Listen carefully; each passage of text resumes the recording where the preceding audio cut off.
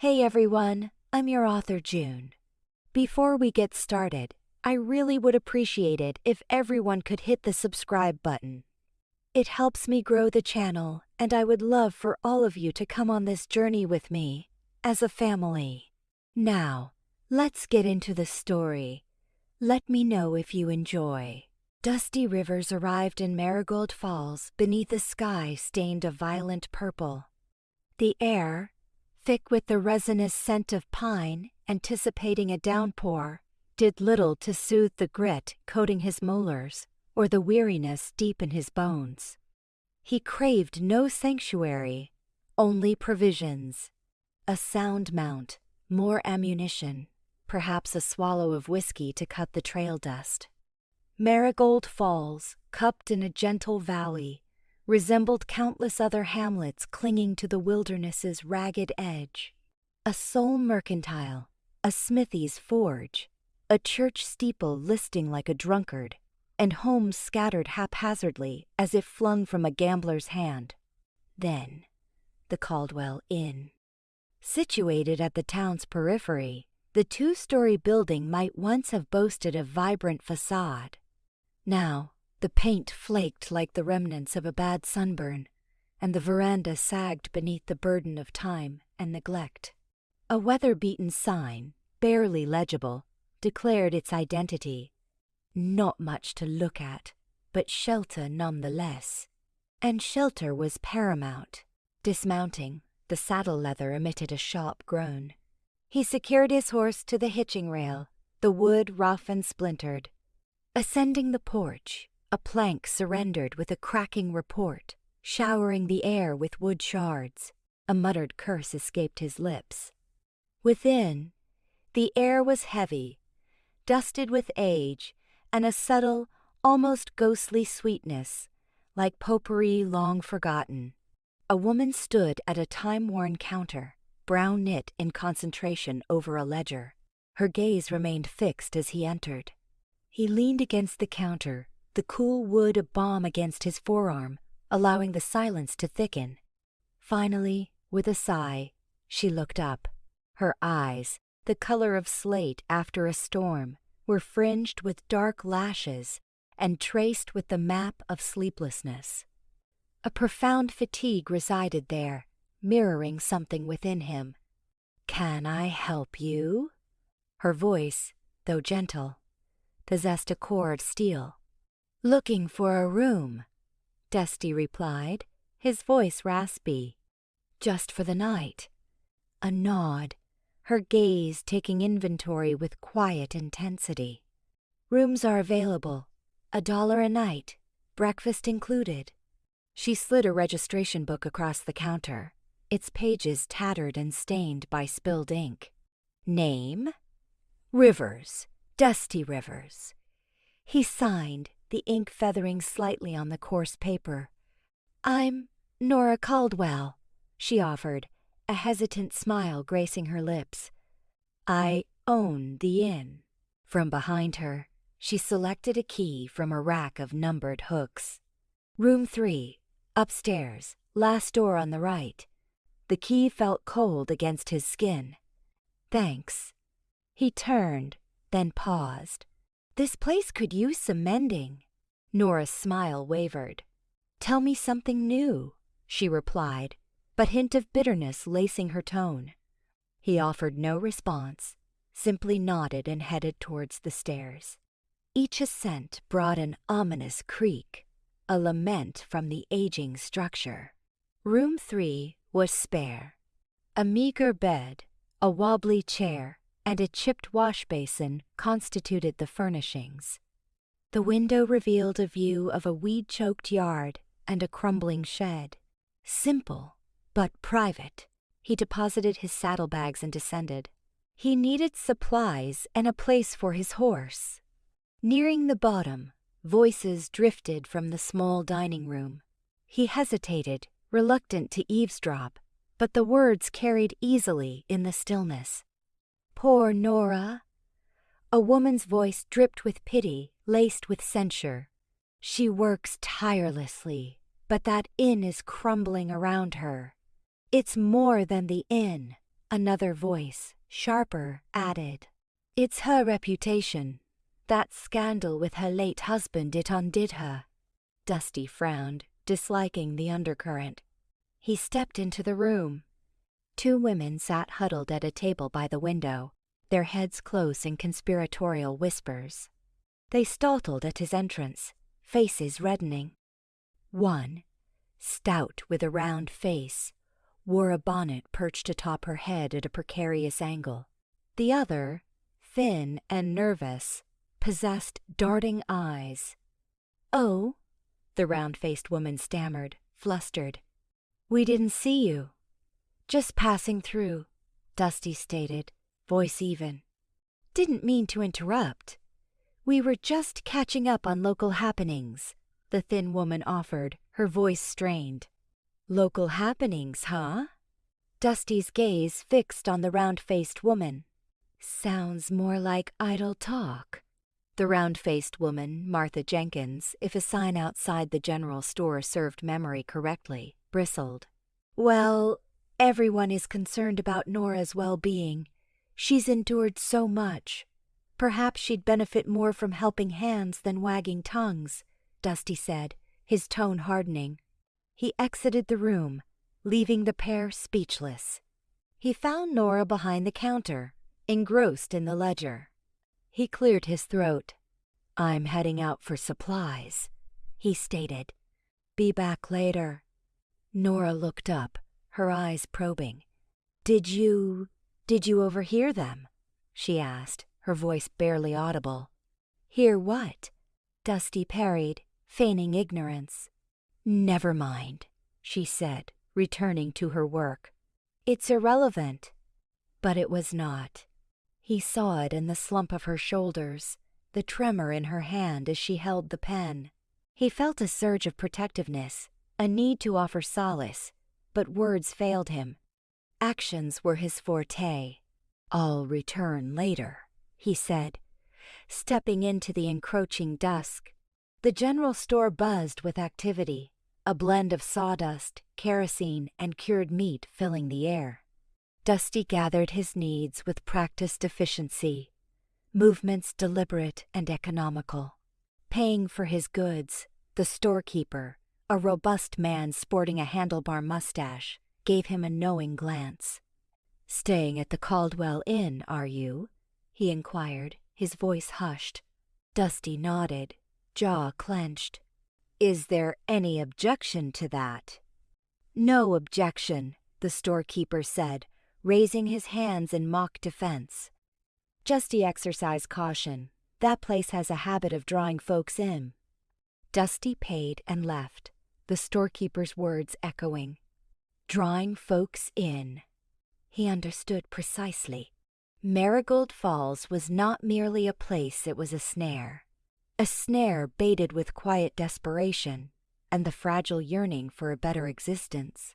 And Nora Caldwell, with her haunted gaze and resilient spirit, represented the most alluring lure. He stabled his horse at the blacksmith's, a man of few words who offered no unwanted pronouncements. Walking back to the inn, rain commenced, a soft, persistent drizzle transforming dusty paths into muddy streams. The Caldwell Inn appeared even more desolate beneath the rain, its peeling facade glistening dimly. He paused on the porch, the fractured plank a stark reminder of its disrepair. He could leave. He could pack and ride out of Marigold Falls before the gentle rain became a tempest, before Nora Caldwell's quiet magnetism infiltrated his defenses. Yet something restrained him. A lingering sense of duty, perhaps. Or perhaps something deeper. He opened the door and entered, the blend of dust and lavender a strangely comforting presence. Nora remained at the counter, still studying the ledger. She glanced up as he entered, her eyes weary yet welcoming. "The rain is growing heavier," she said. "You are welcome to join us for supper. Simply stew, but it's hearty." Dusty hesitated. He had not intended to stay for supper, had not intended to stay at all. Yet the promise of warmth and refuge proved too tempting. "Thank you," he said. I appreciate that. Nora smiled, a genuine expression illuminating her face, making her appear younger. Good, she said. Supper is at 6. Do not be late. He nodded and went upstairs to his room, the rain a steady tattoo on the roof. He sat on the edge of the bed, gazing out at the darkening sky. He was only passing through. He repeated the mantra to himself. But something about Marigold Falls, something about Nora Caldwell, stirred a nascent notion. Perhaps, just perhaps, he was ready to cease his restless wandering. A porch and a promise the Caldwell Inn's porch sagged like a weary smile, one side noticeably lower than the other. Several planks splintered and gray. Dusty noticed it immediately as he stepped back outside after speaking with Nora, the late afternoon sun casting long shadows that exaggerated its disrepair. He'd seen enough precarious structures in his travels to recognize a disaster waiting to happen. A child could easily trip and fall. Or worse, the whole thing could collapse under the weight of a few guests. He frowned, then sighed, already knowing what he was going to do, even though he'd only just decided to move on from this place. He found Nora sweeping the common room, the rhythmic swish of the broom the only sound in the quiet inn. That porch, he began, leaning against the doorframe. It's not long for this world.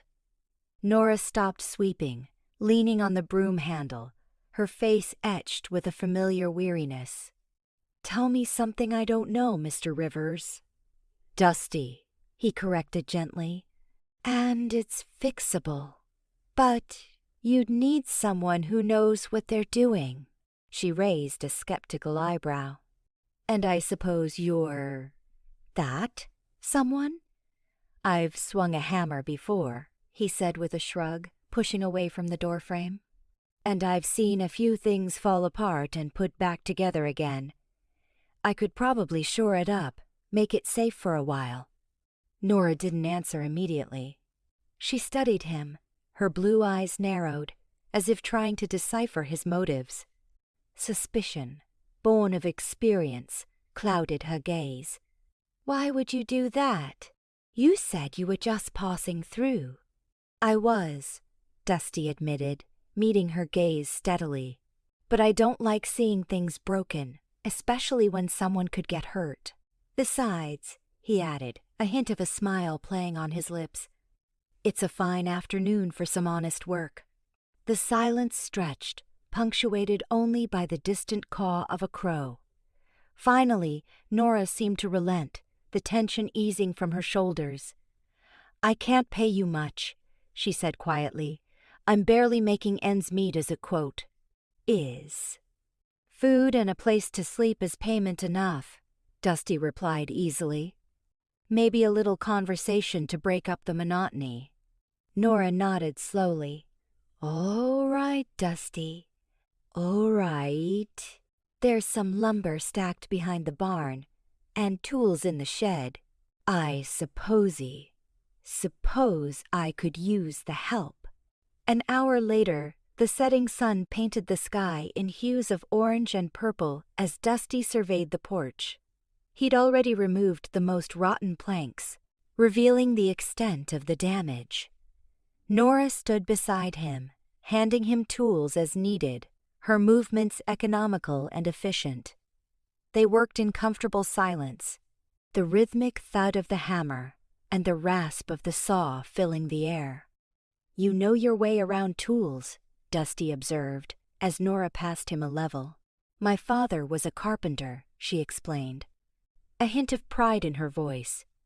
He built this in himself, plank by plank. I learned from him.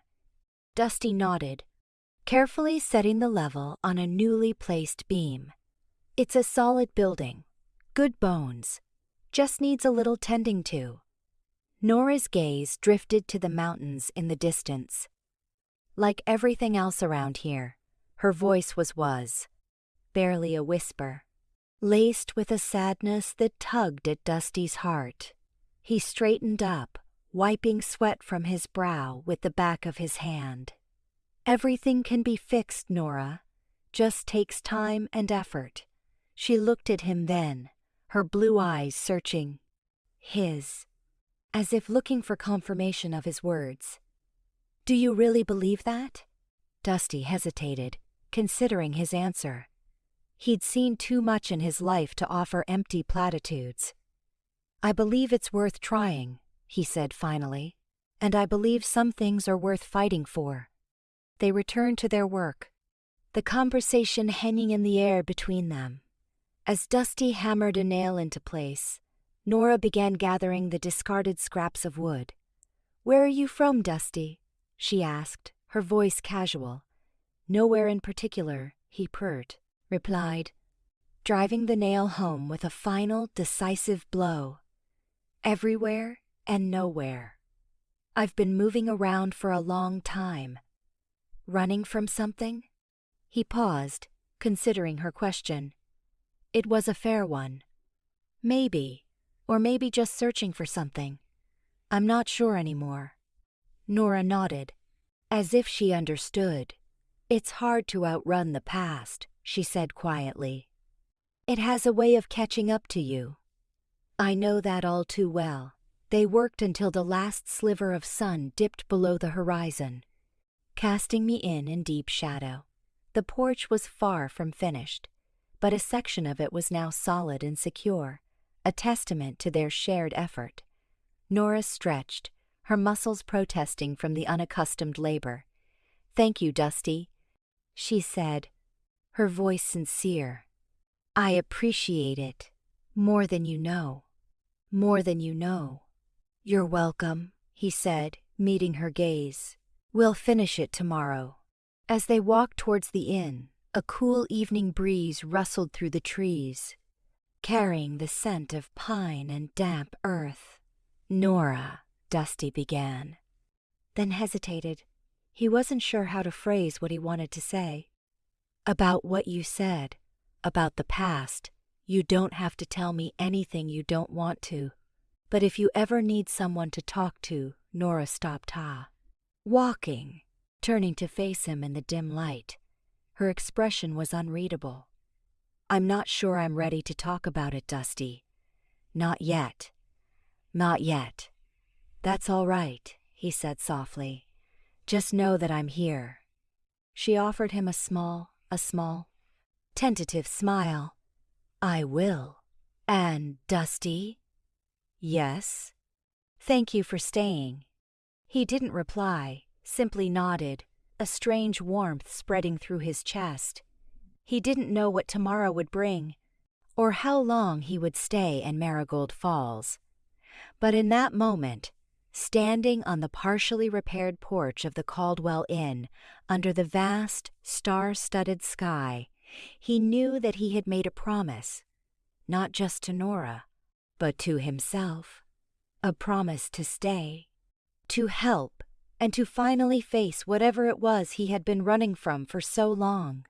And for the first time in a long time, he felt a flicker of hope, a fragile seed of possibility taking root in the dry soil of his heart. Whispers of yesterday, the mingled fragrances of freshly cut wood. Evergreen sap permeated the air as the skeletal porch began its transformation into a welcoming expanse. Dusty labored with a focused quietude, each hammer strike a testament to his skill, each board meticulously placed. Nora, framed by the time-worn doorway, watched, the waning sun burnishing her features with amber and ochre hues. The hammer's rhythmic beat marked time in the otherwise tranquil afternoon. Thomas always dreamed of a swing, she murmured, her voice a breath against the backdrop of Dusty's industry. He stilled, hammer poised in midair, his attention unwavering from the task at hand. He pictured it right there, at the far end, perfect for watching the sunset blaze over the hills. The renewed hammering punctuated her recollections. He never got around to it, did he? Dusty queried, his tone even. Nora's head tilted in a negative, a wistful smile gracing her lips. Life intervened. We were brimming with ideas. Sunday dinners on the porch, live music echoing on weekends. The Caldwell Inn a vibrant hub for Marigold Falls, mirroring my father's vision. Then Thomas fell ill. The bright prospects dimmed. Her voice subsided, her gaze lost somewhere beyond the undulating horizon. With a final, resolute thwack, Dusty secured a nail. He straightened, arching his back against the strain. "Dreams often do," he observed, finally turning to her. His eyes, the color of pebbles smoothed by a river, reflected a hint of something elusive understanding. "Ooh, perhaps. Simply acceptance." He swiped his forehead, leaving a trace of sawdust like a misplaced war stripe. "Never much cared for settling. Always preferred the restless road." She scrutinized him.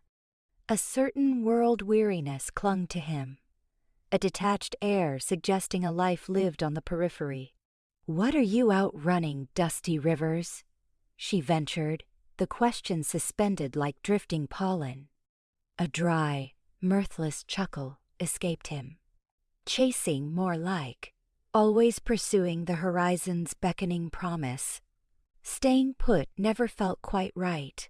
He selected another plank, assessing it with practiced precision. "Roots can be a heavy burden, or they can provide the grounding you need," Nora rejoined, her tone resolute. She pushed away from the doorframe, approaching him, her gaze unwavering. "Prevent you from dissolving into the ether." Dusty remained silent, engrossed in the wood before him.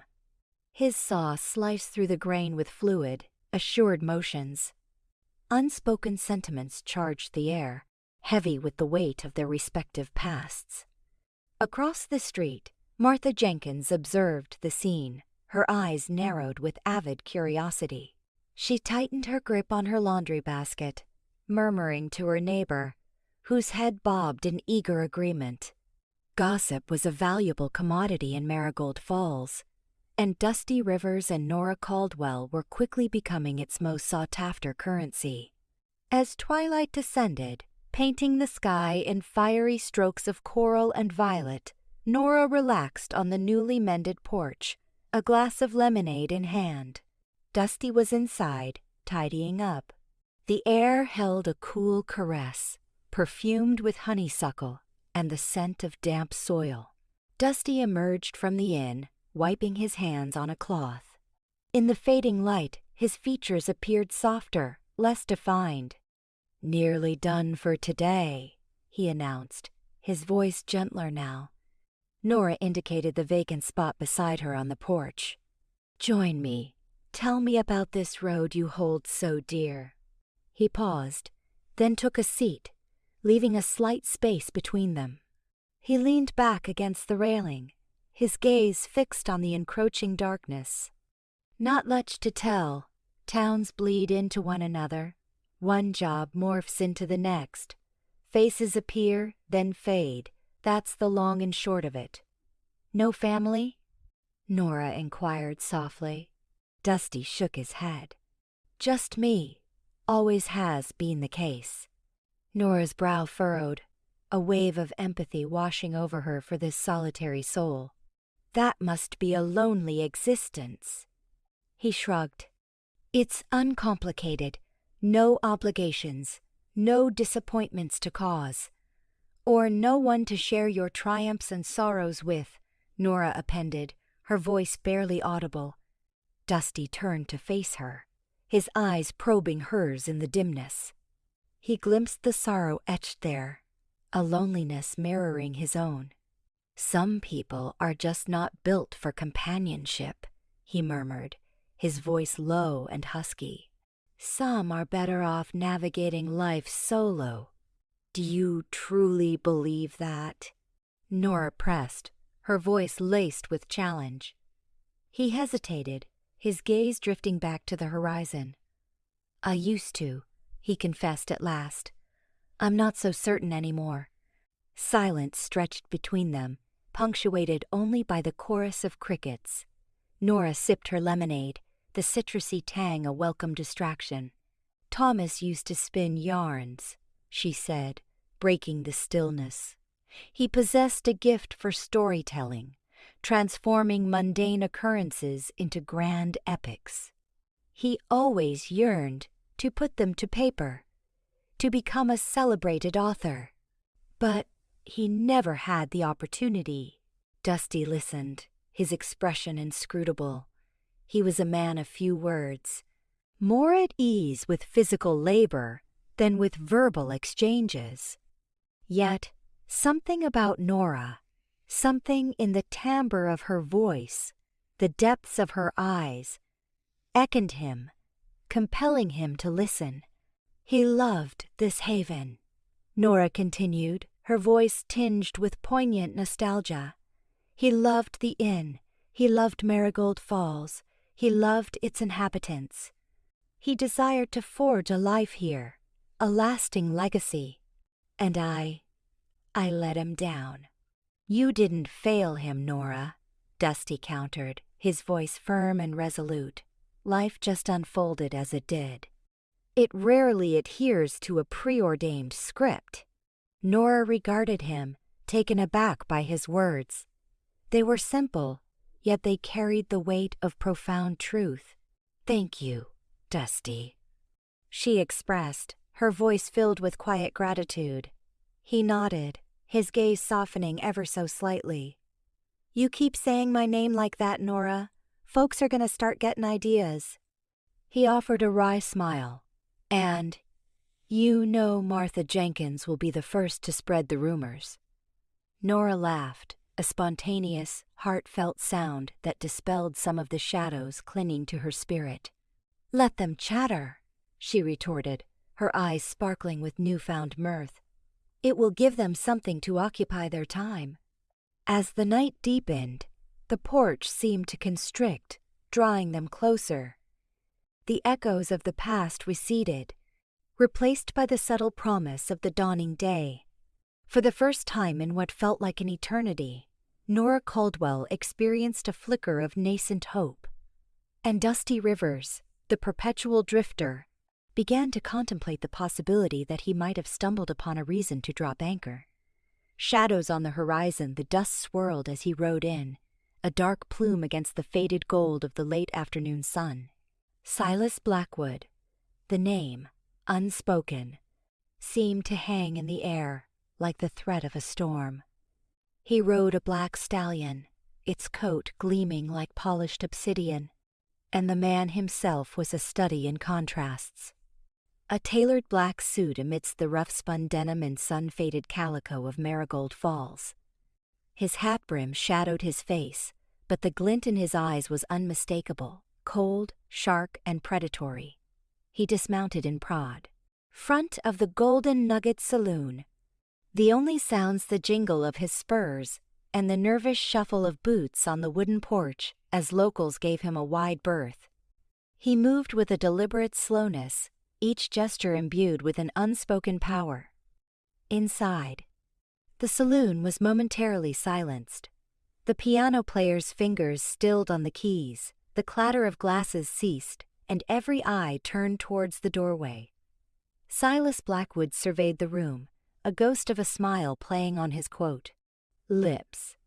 "Afternoon, gentlemen," he drawled, his voice smooth as aged whiskey, but with an undercurrent of steel. "I'm looking for someone." He paused, letting the silence stretch. "A woman. Nora Caldwell." Sheriff Brody, a man built like an oak tree and weathered by years of sun and hard work, stepped forward. His hand instinctively rested on the butt of his revolver. "And what's your business with Mrs. Caldwell?" Blackwood's smile widened, but it didn't reach his eyes. "Just a friendly visit, Sheriff. An old acquaintance."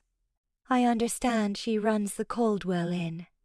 "She does," Brody confirmed, his gaze unwavering. "But she's a widow woman, and she don't need no trouble." "Trouble?" Blackwood chuckled, a low, unsettling sound. "I assure you, Sheriff, I bring no trouble. Just memories." He let the word hang in the air, thick with unspoken meaning. Perhaps someone could point me in the direction of the inn? A hand, gnarled and calloused, tentatively pointed towards the edge of town. It was Old Man Hemlock, usually the most garrulous of the townsfolk, now reduced to a frightened silence. Blackwood followed the gesture with his eyes, then turned back to Brody. "Thank you for your cooperation, Sheriff. I wouldn't want to cause any misunderstandings."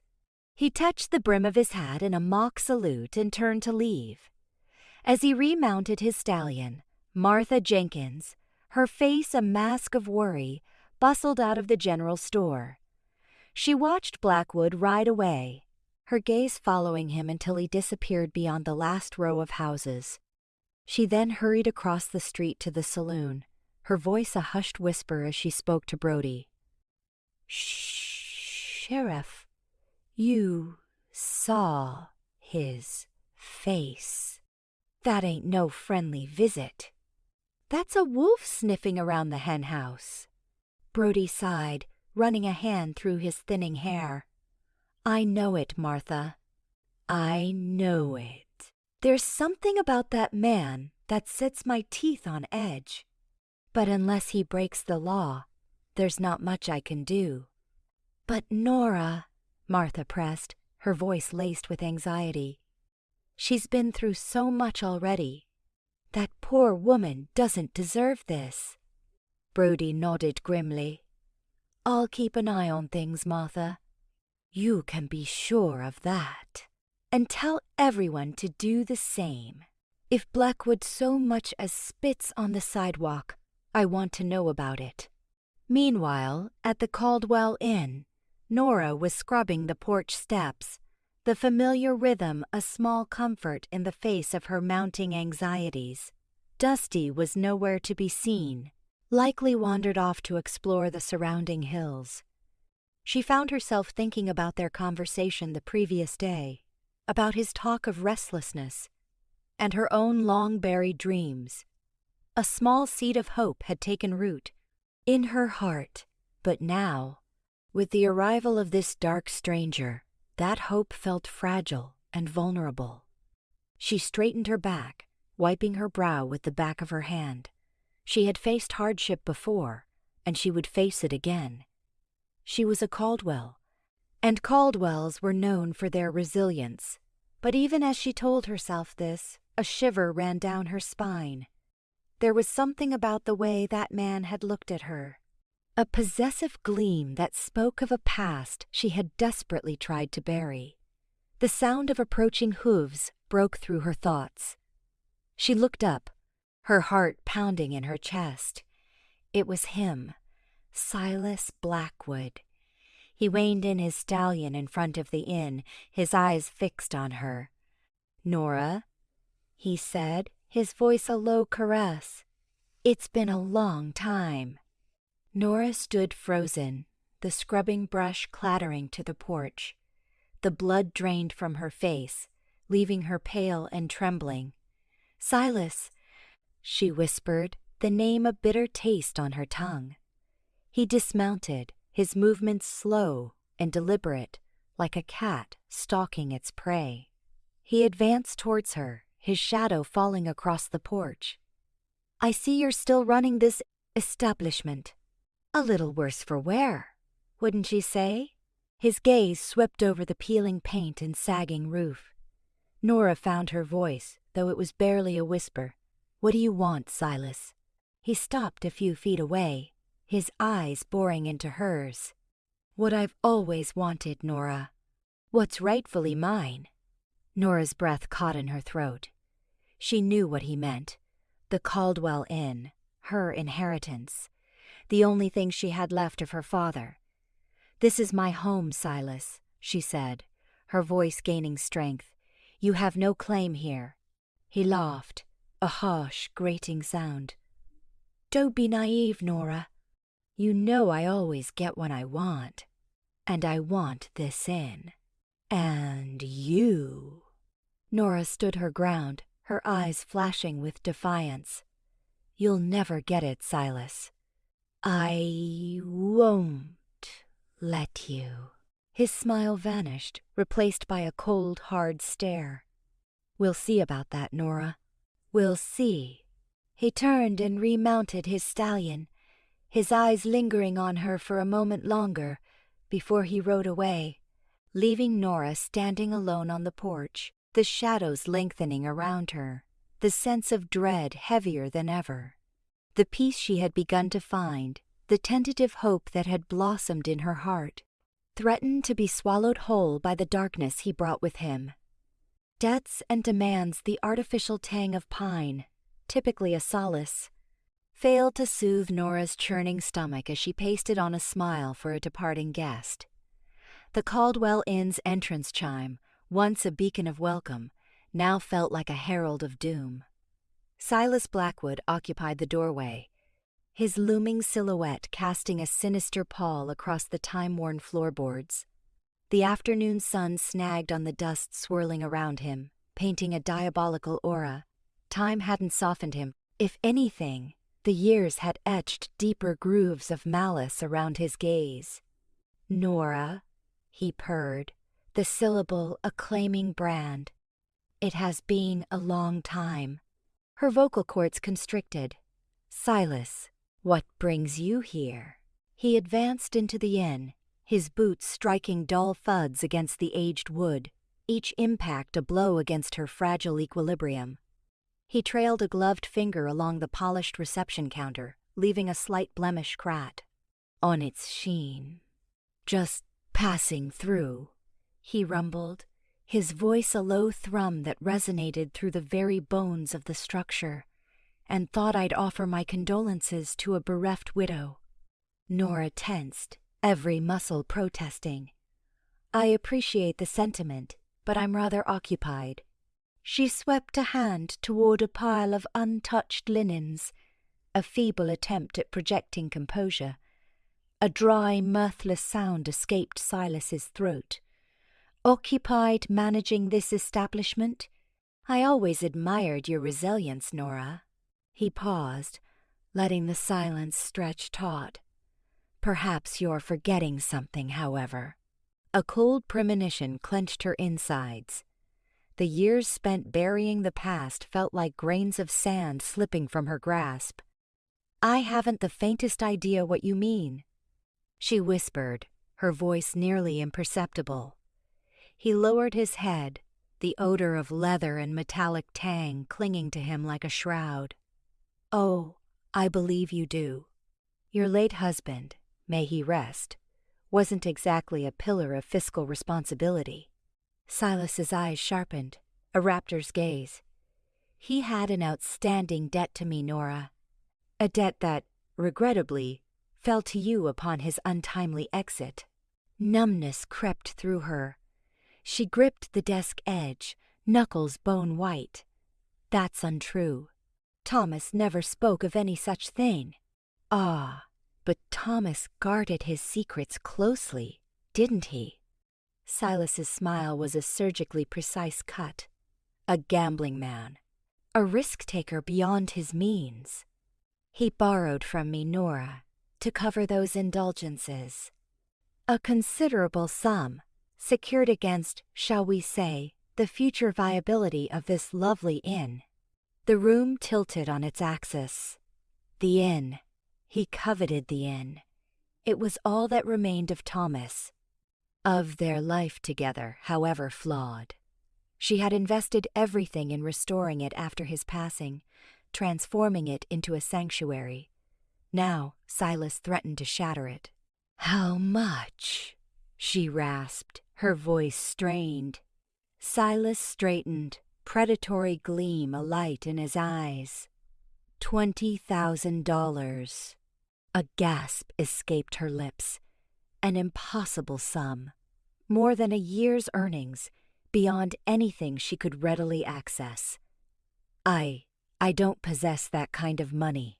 "A pity." Silas's voice chilled. "Because repayment is expected. With interest, naturally." "But I can't." "The inn is barely profitable. Grant me time. I'll find a solution." Silas shook his head, unyielding. Time is a luxury you no longer afford, Nora. I require those funds, and I require them imminently. Say 1 month. 1 month to procure $20,000, plus 5%. Otherwise, He let the menace linger in the air, unsaid but palpable. He invaded her personal space once more. The metallic scent intensified, and Nora recognized it as gun oil. Otherwise, he breathed, a serpent's hiss, matters may become distressing. For you. For Bien. For anyone assisting you. A significant glance toward the hall hinted at Dusty, a stark warning. Cold resolve crystallized in Nora's gut. This transcended money. This was about dominion. About Silas reminding her of his enduring reach. His capacity to control her fate. I understand, she replied, her voice trembling despite her resolve. Excellent, Silas responded, retracting slightly. I had faith in your sensibility, Nora. I shall return in a month. Do not disappoint me. He turned and departed, his shadow diminishing as he stepped into the waning daylight. The door chime offered a sardonic farewell. Nora remained rooted to the spot, her hand clamped on the desk. The pine scent now felt oppressive, almost nauseating. $20,000, 1 month, an insurmountable predicament. She collapsed into a chair, her limbs suddenly devoid of strength. Her refuge, now, felt like a cage. Silas had resurrected the ghosts of the past, and she knew, with chilling clarity, that her future hung precariously. Dusty appeared from the hallway, his brow knit with anxiety. He had undoubtedly overheard everything. He knelt beside her, his hand gently covering hers. Nora? What was that about? She lifted her gaze, her eyes mirroring her despair. How to articulate the situation? How to explain the mire she was in, the peril he now faced simply through association? It's complicated, she managed, her voice faint. He claims Thomas owed him money. Dusty's jaw hardened. How much? Nora gulped. $20,000. The ensuing quiet was profound.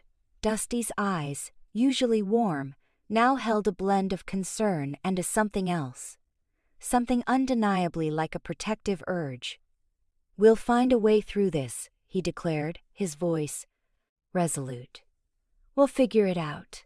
But Nora knew, with a deep-seated certainty, that no easy escape existed.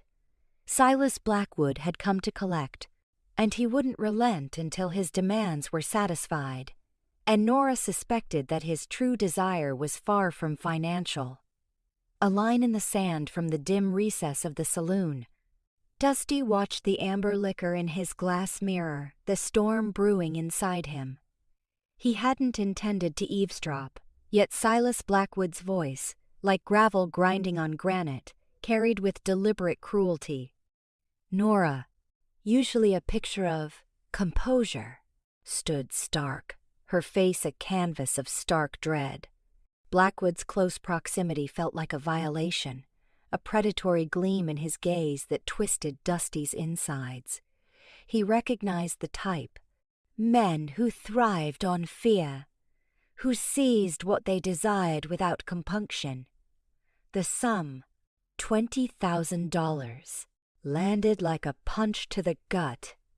The inn? Blackwood was poised to snatch her livelihood, her very foundation. Dusty had drifted long enough to spot the raw desperation etched on Nora's features, the embers of defiance flickering beneath the surface. A familiarity he knew too well, the posture of a creature cornered, teeth bared. He'd always prioritized staying out of trouble, a survival mechanism honed by years on the move, dodging entanglements. He was merely passing through, always. But as Blackwood's cruel laughter cut through the air, Something within Dusty snapped. The swirling whiskey in his glass became a chaotic reflection of his inner conflict. Blackwood's hand darted out, clamping onto Nora's arm. "A month. Nora, that's all you have. And running is futile. I will find you." The line had been crossed. Dusty placed his glass down, the sound a stark declaration in the sudden hush. He peeled himself away from the wall, the old wood sighing under his movement. Every instinct screamed, retreat, to melt back into the shadows. He simply couldn't. He approached them, each step a calculated measure. He felt the weight of the other patrons' gazes, curious and cautious. Blackwood's reputation preceded him. He was a man best avoided. "Let her go, Blackwood." Dusty's voice resonated, low but resolute, cleaving the heavy atmosphere. Blackwood pivoted, eyes narrowing, surprise quickly giving way to a cold, calculating scrutiny. He relinquished Nora's arm with a deliberate slowness. A crimson stain blossomed on her skin. "And who might you be, interfering stranger?" Blackwood queried, his tone dripping with dangerous amusement. Dusty halted a few feet away, close enough to discern the golden flecks in Blackwood's dark eyes, close enough to inhale the stale aroma of whiskey and cigars that clung to him like a shroud. Nora remained frozen, her eyes wide, a blend of terror and disbelief swirling within. "Someone who has no taste for bullies," Dusty retorted, his gaze unflinching. "You heard me. Leave her alone." A low rumble escaped Blackwood's throat, amusement twisting his features. "This has nothing to do with you. This is between Mrs. Caldwell and myself.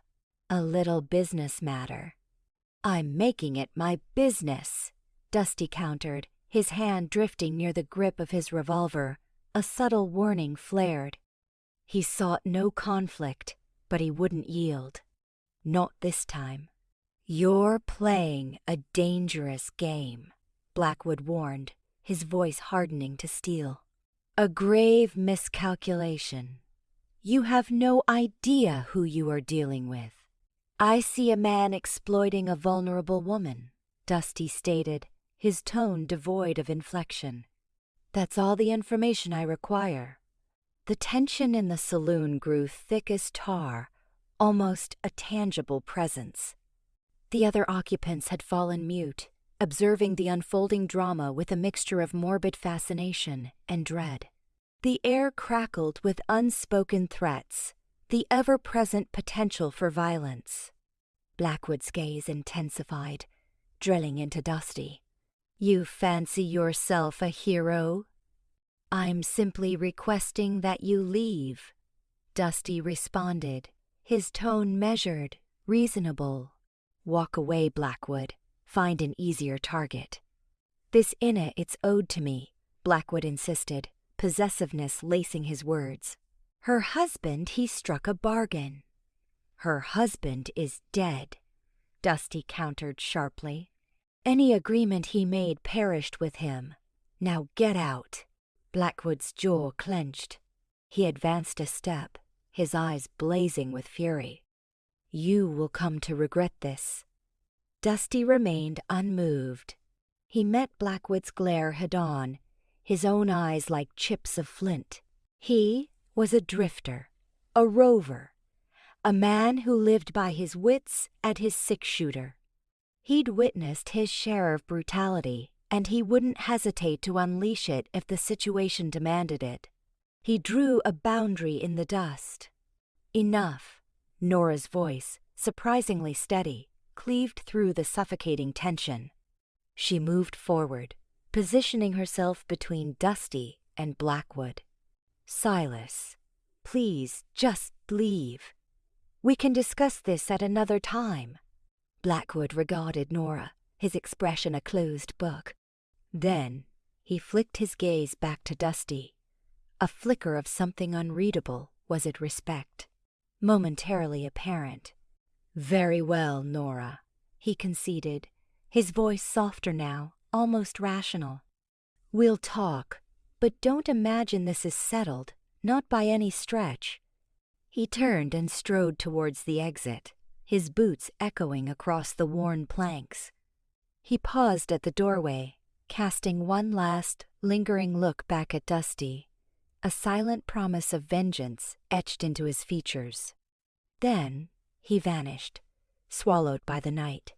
The saloon lingered in silence, the tension slowly ebbing like a receding tide. Dusty turned to Nora, concern etched on his face. "Are you all right?" Nora nodded, her complexion still ashen. "Yes," she whispered, her voice threadbare. "Thank you, Dusty. Thank you." He merely looked at her. He knew this wasn't finished. Not by a long shot. Blackwood would return. And when he did, Dusty knew he was no longer just passing through. He was connected now, however tenuously, to this small town, to this woman's fate. He was staying put, stay or run. "You have to leave," Nora breathed, her plea fragile in the wake of Silas Blackwood's exit. The lantern threw grotesque shapes across the Caldwell Inn's common room, etching deeper lines of anxiety onto her face. "He'll be back, and worse than before." Dusty Rivers remained planted, the rush of adrenaline receding, leaving a dull ache in its place. His gaze swept the room. The time-worn chairs, the floorboards etched with history, the pervasive odor of hearth fire mingled with melancholy. "Worse, how?" he countered, his voice a grounded counterpoint to her tremor. He doesn't tolerate defiance," she choked out, twisting her apron in her hands. "He commands men, Dusty. Men who obey. You can't fathom it." He understood more than she suspected, the oppressive weight of a man's reputation, the insidious nature of fear, the casual cruelty of violence. He knew them all. He'd witnessed their effects on sun-baked trails and in God-forsaken towns, a pattern that fueled his perpetual motion. "Perhaps my comprehension runs deeper than you imagine," he replied, his gaze unwavering. Nora shook her head, her eyes beseeching him. "Please, go, before he returns." I can manage." The last word cracked, a blatant fallacy. Manage him? She resembled a field mouse facing a predator, the instinctive urge to flee, to vanish back into the anonymity of the open road, gnawed at him. It was the rational choice, the only prudent one. He'd perfected the art of fading, of becoming a ghost. It was ingrained. He recalled his father's warning, echoing across decades. "Never become entangled, Dusty. Attachments are shackles that will weigh you down." His father, a man scarred by loss, who'd sworn off affection, a man who had imparted the skill of detachment, the survival mechanism of guarding his heart. He thought of Sarah, her laughter like a tinkling wind chime in the Arizona breeze, her eyes the hue of a summer sky. He'd almost stayed for her, almost rooted himself to the earth, but then illness had struck with ruthless speed, leaving him gutted, with only the ghost of happiness and the bile of regret. He had bolted Ben, seeking distance and oblivion, convinced that love was a curse, connection a sentence of death. Now, observing Nora, the stark terror etched on her face, the fragile glimmer of hope sparked by his defiance of Blackwood, he saw a woman on the precipice, a woman already stripped of so much, and something dormant, something he'd believed lifeless, began to stir within him. "I can't," he rumbled, the words guttural. Nora flinched, as though struck. "You can't? You must. He'll harm you." "He'll what?" Dusty challenged, his voice hardening. "Kill me?" Possibly, but I won't abandon you to face him alone. But why? She cried, desperation lacing her tone. You don't even know me. Perhaps not intimately, he conceded, closing the distance between them. But I recognize a tyrant when I see one. And I recognize a woman in need. For once, I refuse to run from it. He saw the bewilderment in her eyes, the slow dawning of understanding. You don't realize what you're doing, she whispered, shaking her head in disbelief. You're forfeiting your life for me. My life doesn't amount to much in the first place, he said, a sardonic smile fleeting across his lips. It was a half-truth, a shield deployed to ward off intimacy, to maintain distance. But tonight, the shield felt flimsy, almost see-through. He turned to the window, peering into the enveloping darkness. Only the sighing of leaves in the wind, the old house groaning on its foundations, broke the silence. He knew Blackwood's return was inevitable, a question of when, not if. He'll strike at dawn, Nora murmured, her voice nearly swallowed by the room. He relishes theatrics. Dusty nodded, his gaze fixed on the horizon. Then we'll prepare for his entrance. He faced Nora, his eyes probing hers. Any weapons hidden in this establishment? She hesitated, then gestured towards a cabinet in the corner. My husband's antique shotgun. But I'm ignorant on its workings. Then I'll remedy that, Dusty declared, his tone resolute. It's imperative that you learn to protect yourself. He strode to the cabinet, retrieved the shotgun, and inspected it. Old, yet meticulously cared for. He tested the mechanism, then presented it to Nora. Grip it this way, he instructed, demonstrating the proper stance. Keep your finger clear of the trigger until you're prepared to discharge. And aim, center, mass. Nora accepted the shotgun, her hands trembling. She met his gaze, her eyes a blend of apprehension and resolve. I harbor no desire to kill, she whispered, her voice a mere breath. Nor do I, Dusty responded, his gaze unwavering. However, under certain circumstances, a man must do what is necessary to safeguard what he deems his. He couldn't fathom why he had uttered those words. They had simply surfaced, unbidden, unexpected. Yet, as he observed Nora, the surprised widening of her eyes, he sensed he was beginning to internalize them. He devoted the remainder of the night to instructing Nora in the art of loading and firing the shotgun, taking cover, and self-defense. He demonstrated how to utilize the furniture as barricades, transforming the inn into a makeshift fortress. He endeavored to disregard the accidental brushes of her hand against his as he guided her, the captivating aroma that filled his senses, the inexplicable sense of purpose, of belonging, that her presence ignited within him feelings he hadn't experienced in years. As dawn neared, they stood shoulder to shoulder at the window, watching the first light paint the sky with vibrant hues. The air hung still, heavy with anticipation. Dusty knew Blackwood's arrival was imminent, and he knew that, regardless of the outcome, his life would be irrevocably altered. The road beckoned, promising freedom and escape. But for the first time in a long time, he questioned his desire to answer its call. The allure of roots, of a sanctuary, of someone to defend, was proving more potent than the siren song of the open road.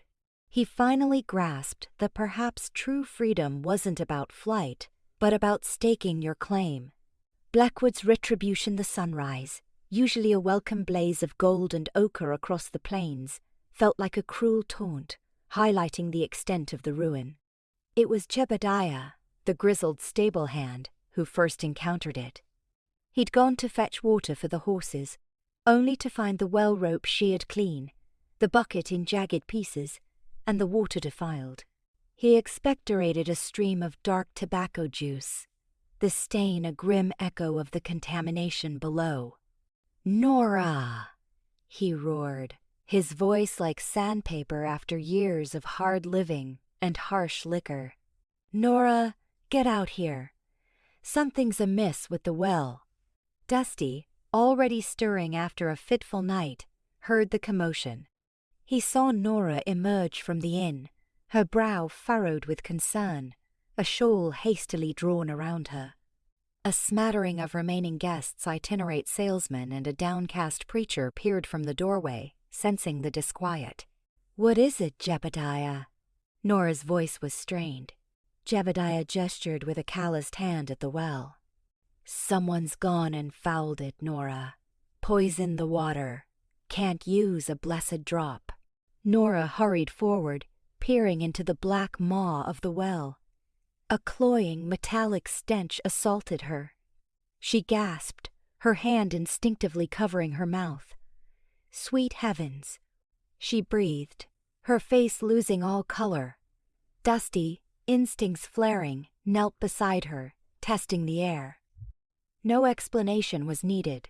This bore the unmistakable mark of Silas Blackwood, a deliberate act of sabotage intended to cripple Nora's livelihood.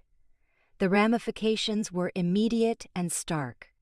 Without water, the kitchen was useless, hygiene impossible, the livestock imperiled, and the few remaining guests would vanish. The Caldwell Inn, already struggling, now faced utter destitution. Before the full impact could register, a buckboard clattered to a halt outside the inn, bearing two men whose features were masked by the shadows of wide-brimmed hats. They weren't strangers. Dusty instantly recognized them as Blackwood's enforcers, the same pair he'd spotted lurking near town days prior. They emanated a palpable threat, a suffocating aura of intimidation. "Mornin'," one drawled, his voice rough as a grindstone. He spat a stream of brown phlegm that landed scant inches from the preacher's polished boots. "Just passin' through, checkin' if anyone needs a nice, quiet place to burr. Lay their heads." His gaze swept the remaining patrons, lingering on the women with a predatory gleam. The preacher, a man of peace, visibly recoiled and retreated further into the inn. The salesmen, faces ashen, hastily gathered their belongings. Each mumbled hurried excuses about urgent business elsewhere, desperate to flee the stifling atmosphere. Nora watched, her spirits plummeting with each departure. Silas was systematically unraveling her life, thread by thread. The inn was more than just a business. It was her home, her inheritance, the memory of her deceased husband. And Blackwood was set on claiming it all. Dusty stepped forward, eyes hardening, his stance radiating a quiet intensity that mirrored their own. "They've made their decision. Time for you two to move on." The lead henchman chuckled, a mirthless, grating sound. "Just delivering a message, friend. Mr. Blackwood sends his regards. He hopes Miss Caldwell understands the value of cooperation." He leaned in, his voice a low, dangerous murmur. "Things could get considerably worse for her and for anyone who chooses to interfere." Dusty's jaw tightened, but he maintained his composure. He wouldn't afford them the satisfaction of seeing him shaken. "Tell Blackwood his message is received, and tell him I'm sending one back." The henchmen exchanged a knowing look, a hint of dark amusement flickering in their eyes. They knew they'd achieved their goal. They touched the brims of their hats and climbed back into the buckboard, the sound of their mocking laughter echoing through the sudden stillness.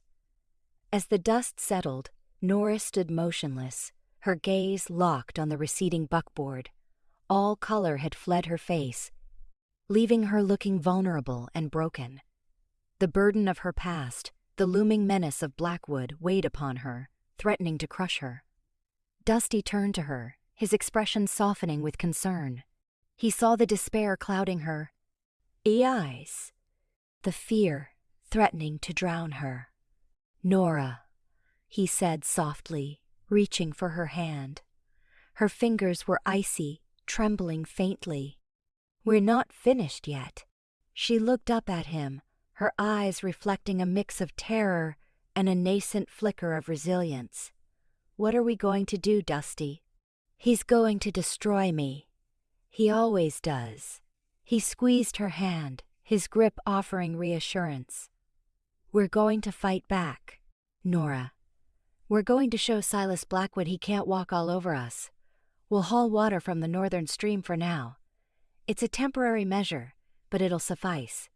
And as for Blackwood's thugs, well, you've been practicing your aim."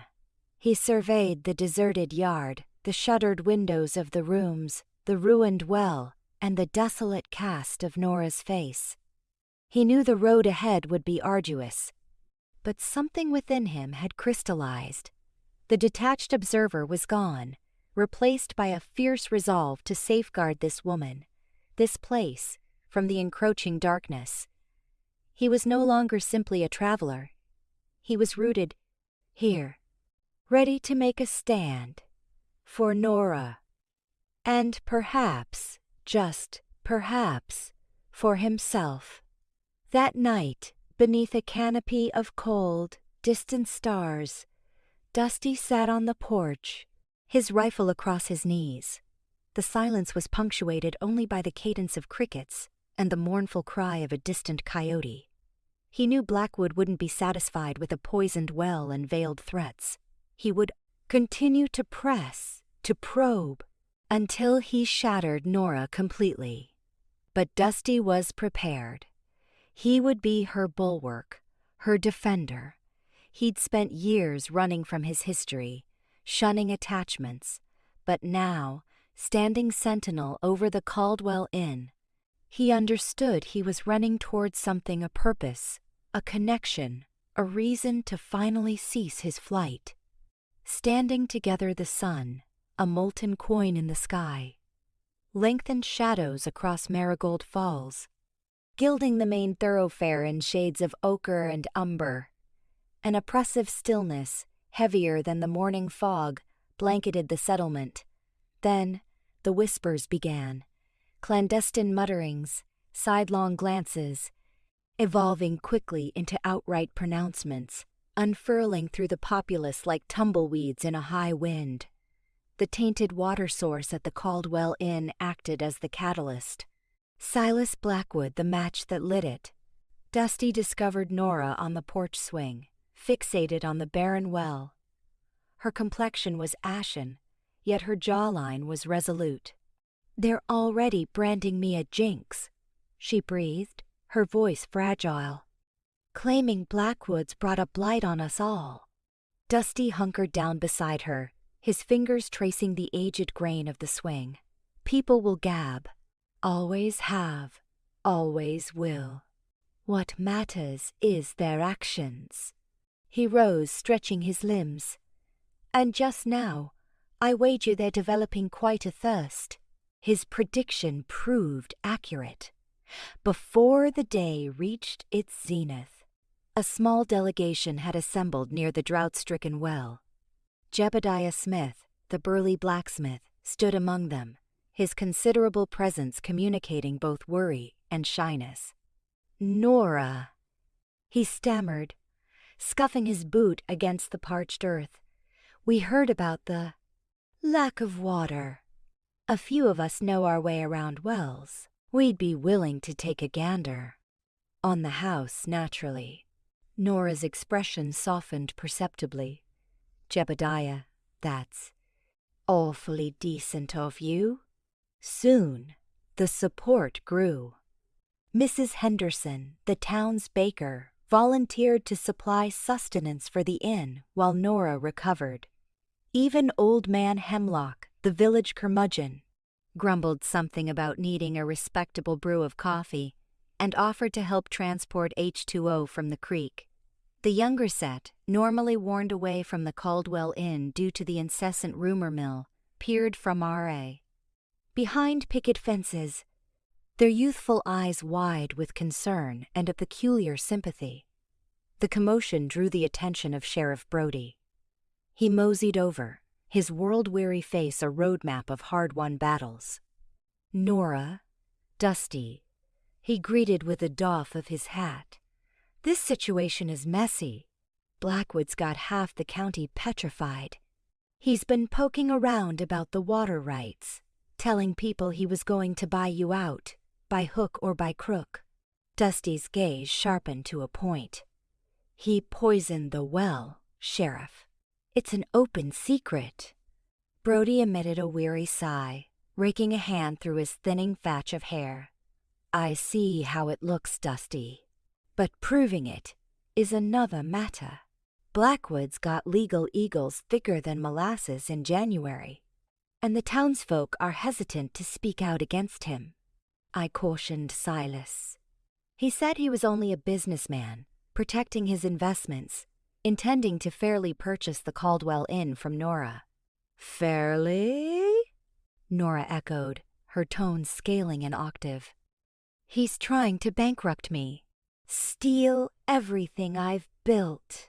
Brody raised a placating hand. "I'm doing what I can, Nora, but my hands are tied without evidence. Just exercise caution. Both of you." He scanned them, a ghost of comprehension flickering in his gaze. He comprehended Blackwood's capabilities. He'd borne witness to his tactics in other places. As Brody departed, a gleaming ebony carriage halted at the periphery of the crowd. Silas Blackwood emerged, his impeccably polished boots catching the sunlight. He surveyed the scene with a supercilious sneer. "Well, well, well," he droned, his voice carrying like a clarion. "It appears the populace is finally discerning who their allies are. A shame it required a touch of difficulty." He advanced toward Nora, his eyes glacial. "Nora, my dear, I trust you've pondered my proposition. Quite generous, I might add, considering the present conditions." Nora stood her ground, chin high. "I'm not selling, Blackwood." Silas emitted a short, mirthless cackle. "Stubbornness, an endearing trait in a woman, but a ruinous one in commerce. Reflect upon the grief you could circumvent, Nora. Just a signature on the parchment. Then there would be no reason for further mishaps." Dusty stepped between Nora and Blackwood. "She said no sale." His voice was a low rumble, vibrating with barely contained menace. Silas's gaze flicked to Dusty, dismissing him with a casual glance. "And who are you, may I ask? Just a temporary visitor, I presume?" "Perhaps," Dusty replied, never breaking eye contact with Silas. "But I may linger longer." Martha Jenkins, the town's most outspoken citizen, forged her way through the throng. She stationed herself steadfastly beside Nora, hands planted on her hips. "Silas Blackwood," she stated, her voice as sharp as broken glass. "Your presence is not appreciated. We're not ignorant of your schemes, and we refuse to tolerate them." A wave of affirmation swept through the gathering. Other women stepped forward, joining Martha in a quiet display of unity. Sarah Miller, the school instructor. Emily Carter, the doctor's spouse. Even Agnes Peabody, normally the picture of timidity. Silas's smirk wavered. He'd miscalculated. He'd banked on instilling fear, on isolating Nora. He'd underestimated the collective strength of a community. "This is preposterous," he scoffed, though his words lacked their earlier assuredness. "A gaggle of nosy neighbors poking into affairs that are none of their business." Martha Jenkins advanced, her eyes blazing with defiance. "We belong right here, Mr. Blackwood, and we're not budging. We look after our own in Marigold Falls, and Nora Caldwell is one of us." Dusty watched, a strange warmth blooming within him. He'd spent his life dodging routes, rambling from place to place. But here, in this unassuming hamlet, amidst these commonplace, remarkable individuals, he felt a baraz, sensation he hadn't experienced in too long. Kinship. Objective. He glanced at Nora, her eyes reflecting both defiance and gratitude. He knew, with a sudden and absolute certainty, but he wasn't departing any time soon. Not while she needed him. Not while there was a fight yet to wage. The lure of the open road seemed pale, insignificant compared to the quiet resilience he witnessed in Nora's regard. It was a different kind of liberation. He realized the privilege of choice, of staying, of standing tall. Silas Blackwood scowled at the assembled townspeople, his face flushed with indignation. He understood he'd lost this round, at least for the time being. Not with every eye in town on him. "Very well," he snarled, pivoting back toward his conveyance. "Savor your temporary triumph, folks. But bear in mind, I consistently get what I desire." He entered the carriage, slamming the door with excessive force. The driver cracked the whip, and the vehicle bolted, dispersing a plume of dust. The crowd slowly dissipated, their faces a blend of hope and trepidation. They had stood as one, but they understood this was only the opening skirmish. Silas Blackwood was not one to yield without a prolonged struggle. Dusty turned to Nora, their gazes locking. "We'll be ready," he pledged, his voice unwavering. "We will be equipped to meet whatever he throws our way." A town divided. The noonday sun blazed upon Marigold Falls as Dusty affixed a notice to the weather-beaten post outside the Mercantile. "Town meeting 7 p.m. Caldwell Inn." He recoiled, his gaze narrowing at the askew announcement. He wasn't a herald, but these dire straits, as Nora never ceased to remind him, demanded it. He felt the villagers' gazes prickling his skin as he returned to the inn. Some offered nods of gratitude, others held guarded expressions. Within, Nora burnished glasses behind the counter, her actions precise and economical. "Think anyone will bother?" she queried, her attention on her task. "They will," Dusty affirmed, leaning against the polished wood. "Fear motivates, Nora, and they're drowning in it." She sighed, finally lifting her eyes to meet his. "And you imagine you possess answers?" "No," he conceded. "But perhaps, collectively, we can unearth some." He discerned the shadow of doubt darkening her eyes, the fatigue that seemed to settle more profoundly with each passing day. He reached across the divide, enfolding her hand in his. "We face this together, Nora. Don't forget it." By 7, the Caldwell Inn overflowed. Men in soil-stained work clothes and women in time-worn cotton dresses crowded the common room, their countenances marked with apprehension. Sheriff Brody remained near the rear, his face an inscrutable mask, while Deputy Billy Carter bounced on the balls of his feet beside him, practically humming with nervous anticipation. Dusty ascended a small dais near the hearth, Nora a reassuring presence at his side. He cleared his throat, the sound echoing in the sudden hush. "Appreciate you all coming," he began, his voice steady and grounded. "As we're all aware, Silas Blackwood has revealed his intentions. He covets this town, and he's not shy about employing underhanded means to seize it." A low murmur surged through the assembled crowd. Martha Jenkins, the baker's spouse and a woman celebrated for her acerbic wit, stepped forward. "What recourse do we have, Mr. Rivers?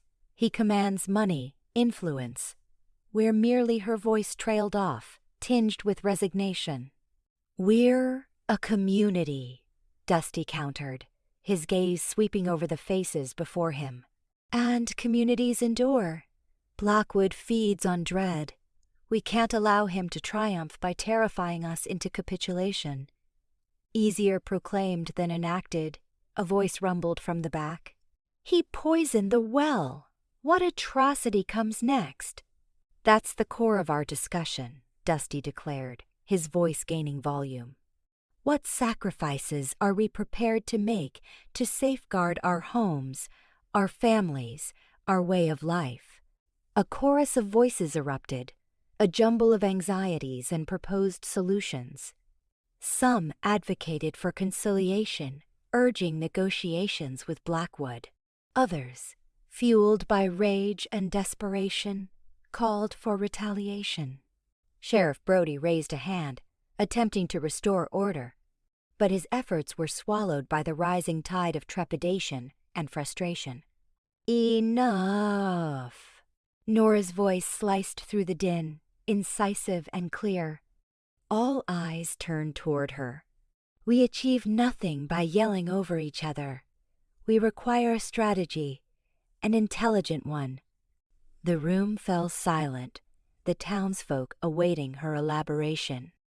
Nora inhaled deeply, her eyes meeting Dusty's for a fleeting instant, a silent exchange of mutual support. We mustn't meet malice with more malice, she asserted, her tone resolute. Blackwood yearns for us to descend to his depths. We must exhibit greater character. Deputy Billy Carter, his face flushed with zeal, elbowed his way to the front.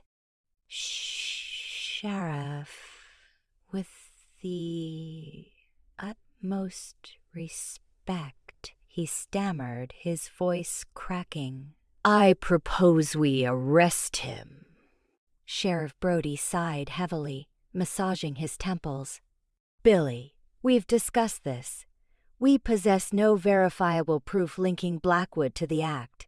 He's meticulous, and even with evidence, securing a conviction would be challenging.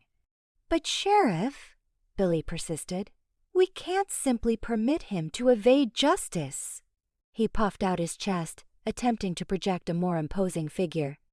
I fear him not. I'll confront him, man to man. Brody assessed Billy, his expression a blend of exasperation and concern.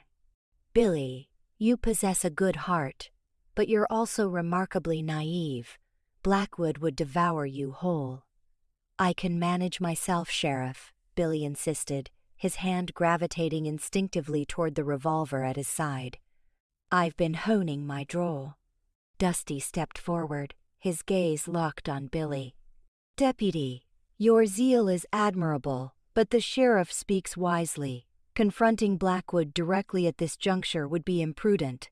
We must gather information, anticipate his plays before we make our own.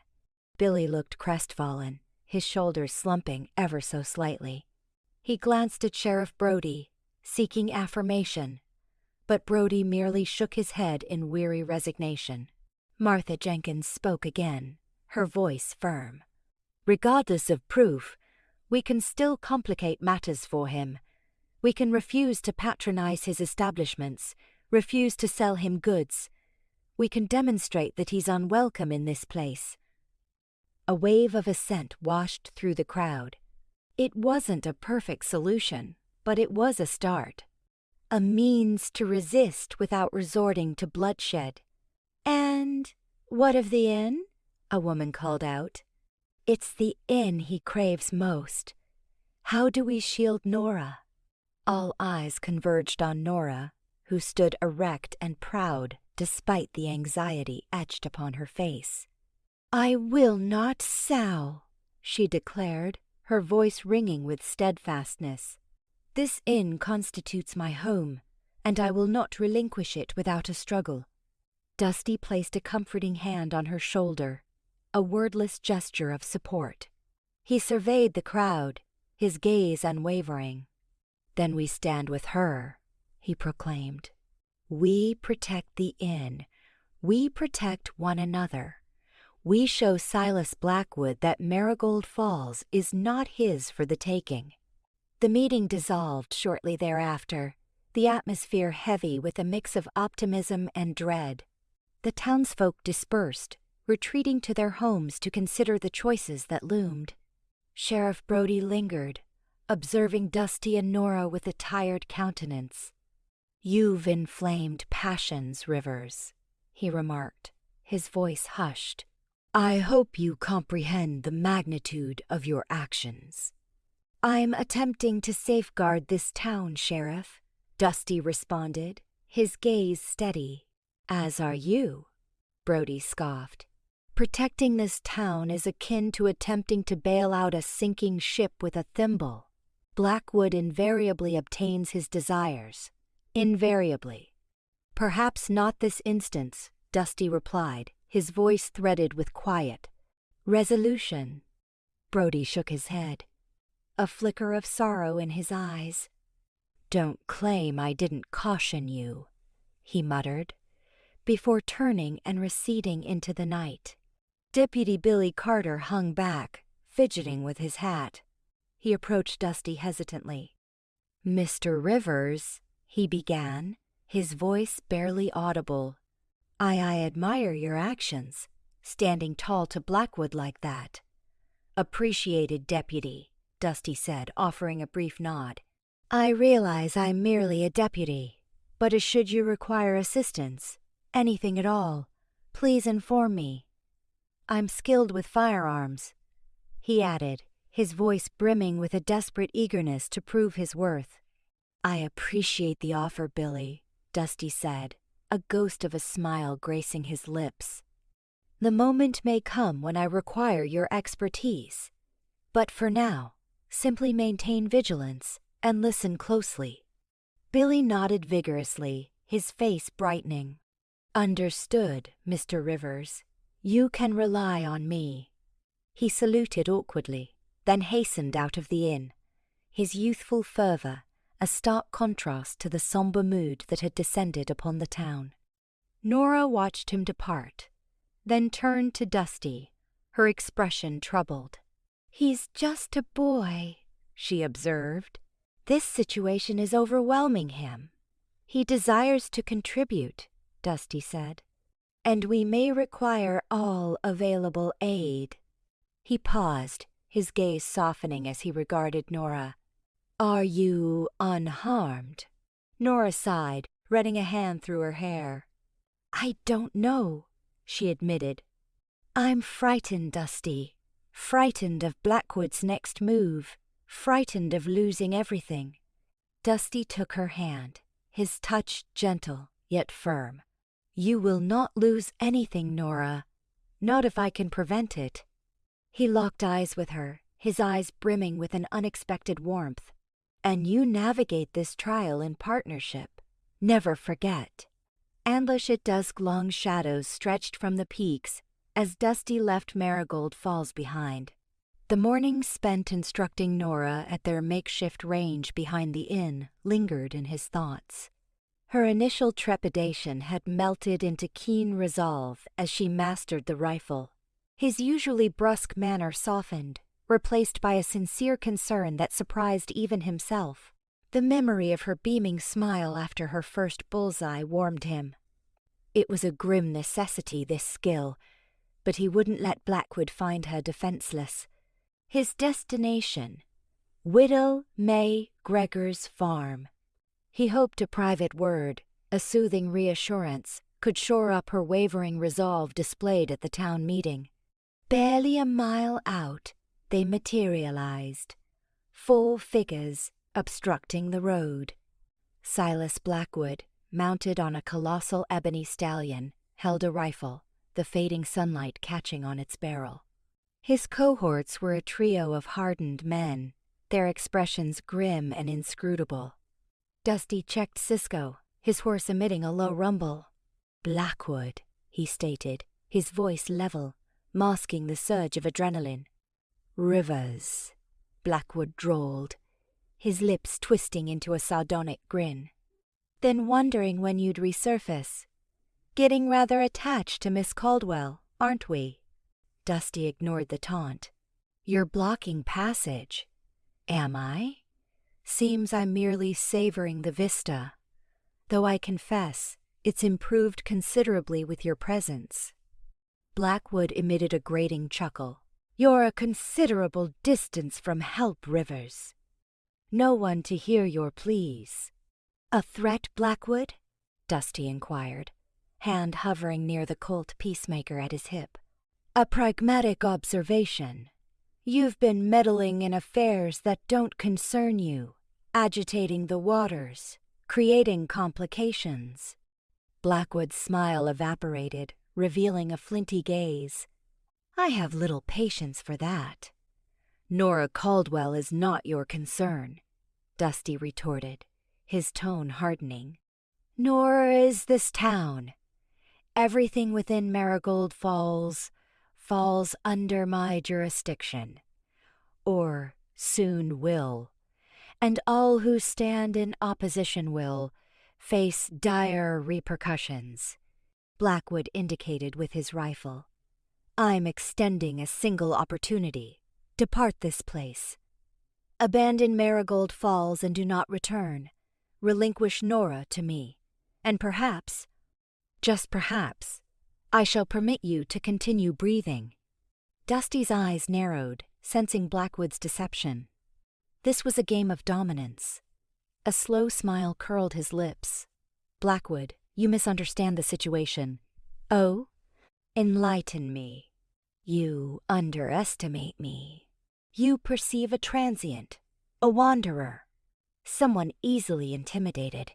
"You are mistaken."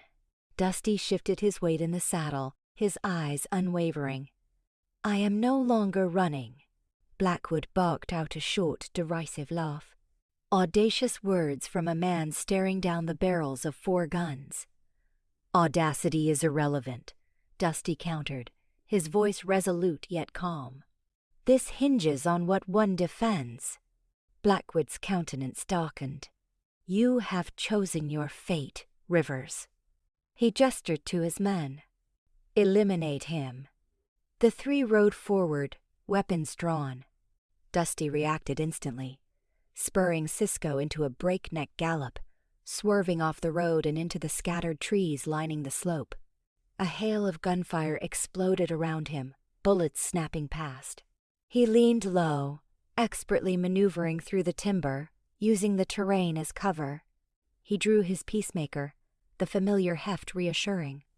He fired back, 2 rapid shots.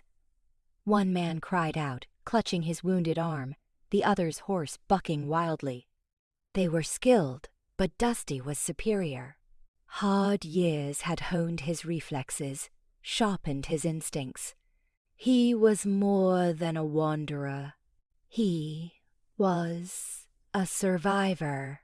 He urged Cisco on, deeper into the woods. Blackwood and his remaining accomplice followed, their mounts crashing through the undergrowth. Knowing he couldn't flee indefinitely, Dusty sought sanctuary. He spotted a small glen, a cluster of boulders offering meager protection. He dismounted, leading Cisco behind the largest rock, assuming a defensive position. He knew this confrontation was far from over, and Blackwood would spare no effort to secure his desires. Blackwood's voice thundered through the trees. "Emerge, Rivers. It's finished. You cannot prevail." Dusty remained silent. He reloaded his peacemaker, his movements fluid and efficient. He knew Blackwood's aim, to instill fear, to crush his spirit, to force him into flight. But Dusty stood his ground. Not from Nora. Not from Marigold Falls. He would remain, even at the cost of his life. A bullet cracked against the rock beside his head, sending splinters flying. He flinched, but held his position. He scanned the trees, pinpointing Blackwood's location.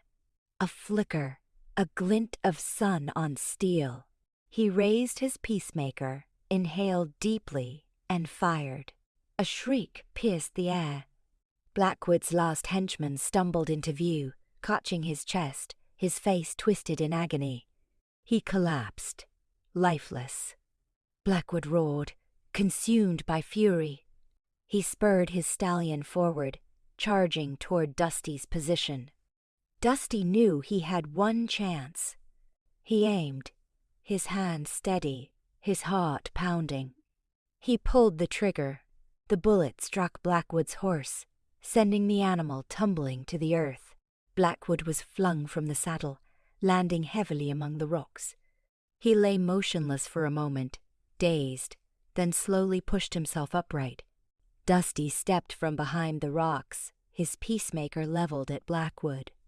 "It's over, Blackwood," he declared, his voice devoid of emotion. "Leave now, and perhaps I'll allow you to draw breath." Blackwood's eyes blazed with hatred. "This is not the conclusion, Rivers," he hissed. "Far from it. You may have claimed this skirmish, but the war has just commenced."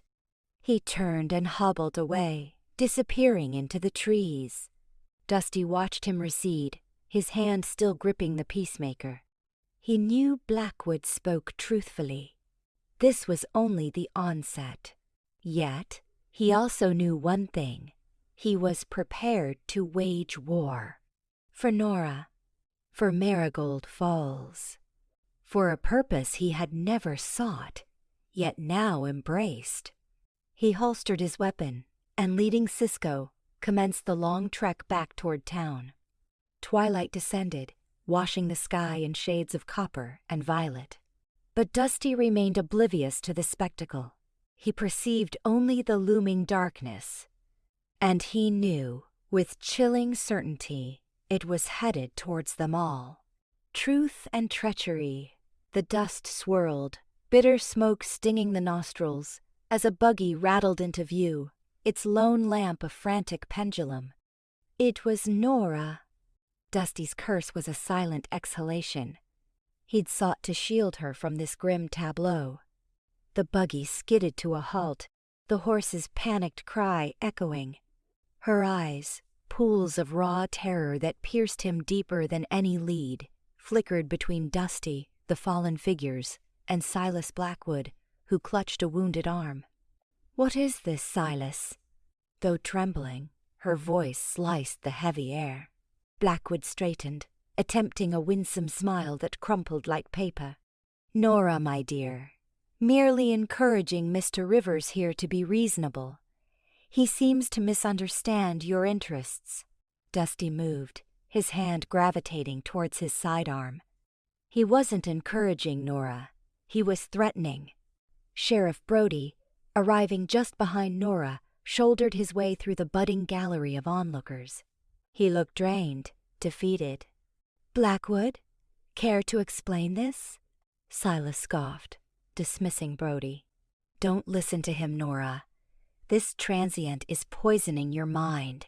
He covets what's rightfully yours and soon to be mine." Nora's gaze sharpened to flint. "Rightfully mine, Silas?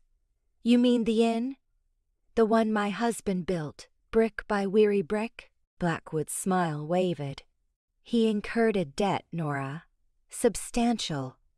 One I'm prepared to forgive for suitable compensation." Nora advanced, her voice gaining resonance.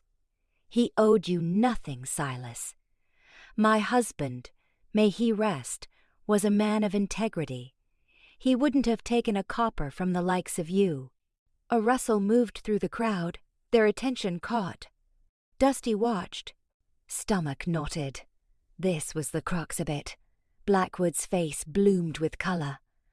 "Don't be naive, Nora. He was a gambler, a drunkard. He begged me for assistance, and I, in my magnanimity, provided it. Now, the reckoning is at hand." Nora's laugh was a brittle fragment of sound. The only gamble he ever took was on honest toil Silas, and the only thing he drank was well water. "He confided in me, everything." She paused, her eyes blazing like embers. "He told me about your proposition, about signing the inn over in exchange for favors he rejected, favors that would have blighted this town." Blackwood's composure shattered. "Lies. Fabrications. He was desperate. He would have said anything." "No, Nora declared, her voice ringing true. He was an honorable man, a man of principle. He wouldn't barter his soul, or this town, for any price. You dangled a lifeline from the predicament you orchestrated. You whispered falsehoods about his business, spooked his suppliers, then offered a solution solely for your benefit. She faced the crowd, her voice a clarion call. He refused, and do you know what followed? He died, abruptly, conveniently. And you were present, Silas, showering me with sympathy and a helping hand, a hand that was slowly, deliberately strangling me. A gasp rippled through the onlookers. A man spat near Blackwood's boots. The current was shifting. Dusty studied Blackwood's features. The man was cornered, his carefully constructed persona collapsing. He looked dangerous, trapped. She's lying, Blackwood's voice cracked. She's been manipulated by this interloper. He's filled her head with lies.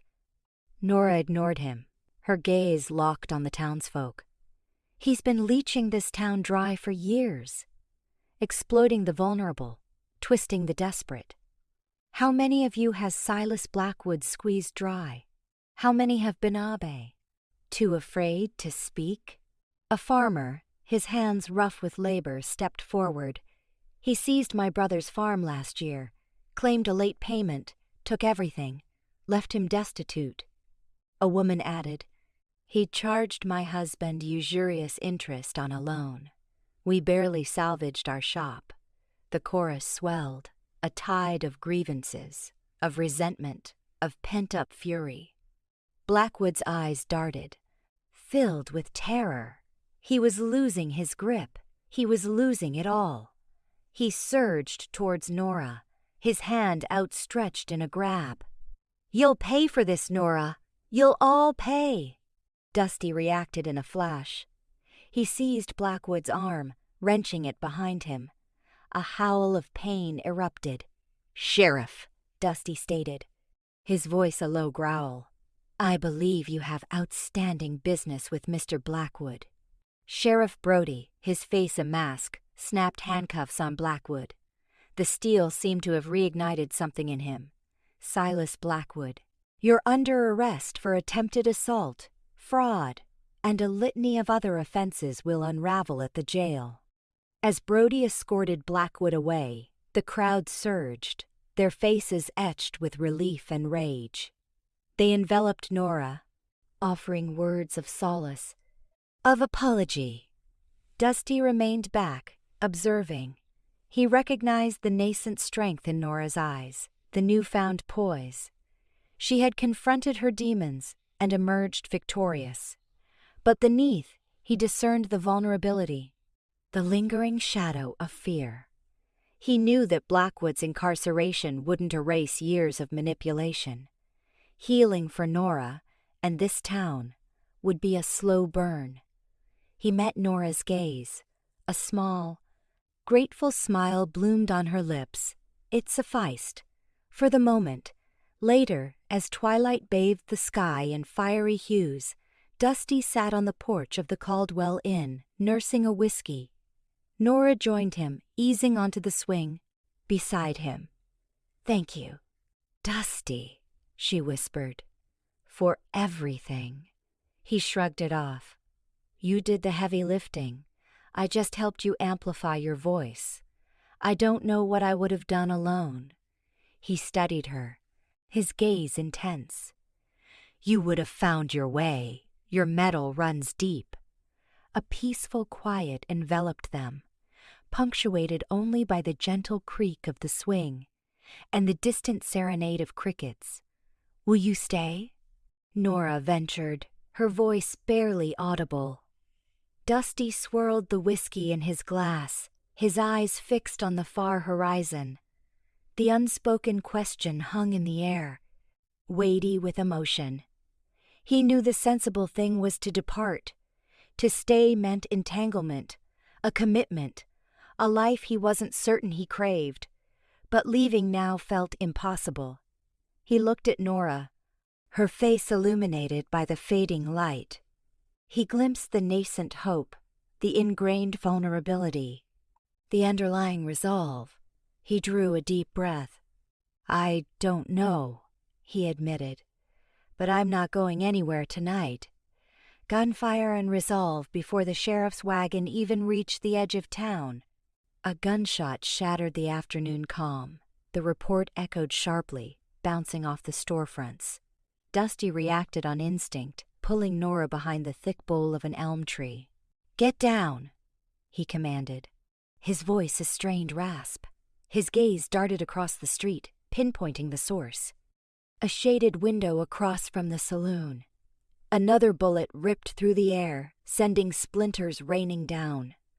Nora gasped, her fingers digging into Dusty's arm. "What is it?" she breathed, her voice shaking.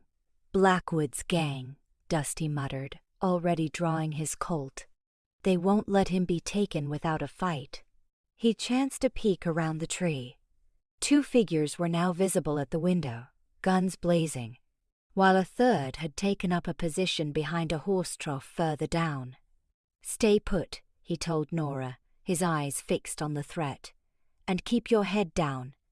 Nora, however, had other plans. She darted back towards the inn, disappearing inside. Dusty swore silently, a knot of anxiety tightening in his stomach. He couldn't safeguard her if she was reckless. He returned fire, squeezing off 3 rapid shots at the window. He saw one of the men recoil, clutching his bicep. Inside, Nora wasn't acting without purpose. She was retrieving her late husband's shotgun from its place behind the counter. It was a cumbersome weapon, and she'd never discharged it in anger. But the memory of Blackwood's smarmy grin, his veiled threats, hardened her resolve. With trembling hands, she loaded the shells, the metallic clicks amplified in the empty space. Outside, Sheriff Brody, hearing the eruption of violence, fought to control his spooked horse. Billy, Quickshot Carter, his youthful deputy, had already dismounted, pulling his own weapon with an almost manic eagerness. "Hold your horses, Billy," Brody shouted, his voice taut. "Get a read on the situation." But Billy, his face flushed, was already sprinting for the relative safety of the general store. Dusty, witnessing Billy's rash advance, knew the kid was inviting disaster.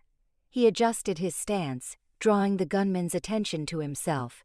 He fired again, forcing them to duck for cover. "Brody!" he yelled, his voice cutting through the din. "They're dug in across from the saloon. Horse trough and the second story." Nora emerged from the inn, the shotgun firmly in her grip. Dusty stared, incredulous. "Nora, what in God's name are you doing?" "I'm done hiding, Dusty," she declared, her voice surprisingly firm. "This is my home. I'm going to defend it." She inhaled deeply and leveled the shotgun at the water trough. Argument was futile, Dusty realized. He moved to stand beside her, offering what protection he could. "All right," he said quietly. "But you listen to me. Aim center mass, and don't hesitate." He demonstrated how to brace the weapon, how to compensate for the kick. He saw the fear flickering in her eyes, but beneath it, a steely determination mirrored his own. Together, they advanced, hugging the cover of the inn's porch. The gunman behind the trough, spotting their approach, unleashed a shot. The bullet zipped past Nora's ear, throwing up splinters from the porch railing. She flinched, but stood her ground. "Now, Nora!" Dusty yelled. She pulled the trigger. The shotgun boomed, slamming back against her shoulder with brutal force. The gunman at the trough howled and crumpled, clutching at his chest. Billy, seeing the man fall, whooped with excitement. He charged forward, firing indiscriminately at the saloon window. Dusty cursed. The kid had a death wish. He seized Nora's arm. "Stay here," he said urgently. "Cover me." He bolted toward the general store, weaving between the gunfire. He reached Billy, grabbing him by the scruff of his neck and dragging him behind a stack of crates. "What do you think you're doing, kid?" he snapped. "You're wasting lead and drawing fire." Billy, deflated, lowered his weapon. "Sorry, Mr. Rivers," he mumbled. "I just got carried away." "Focus," Dusty ordered. "We need to smoke them out of that saloon. Brody, you with me?" Sheriff Brody, having calmed his horse, moved cautiously along the street, using the buildings for concealment. "I'm here, Dusty," he replied. "What's the plan?" "We're going to surround the saloon," Dusty explained. "Billy, you cover the back exit. Brody, you and I will take the front." They moved with purpose, cutting off the gunmen's avenues of escape. Dusty slammed open the saloon doors, firing 2 quick rounds into the dimly lit interior. "Come out with your hands up," he bellowed. "It's over. It's over." Silence. Then, a figure emerged from the gloom, his hands raised high. It was the gunman from the window, the one Dusty had winged earlier. Blood seeped from his arm. "Don't shoot," he begged. "I surrender." Another figure followed, his face ashen with terror. He tossed his gun onto the floor. "We give up," he stammered. "It's over." Dusty, weapon still trained, kept his gaze fixed on them. Trust was a luxury he couldn't afford. He'd witnessed too much carnage, too much treachery, to relax his vigilance. "Brody, cuff 'em," he instructed. "Billy, keep your eyes peeled." Sheriff Brody stepped forward, slapping the cuffs on the 2 men.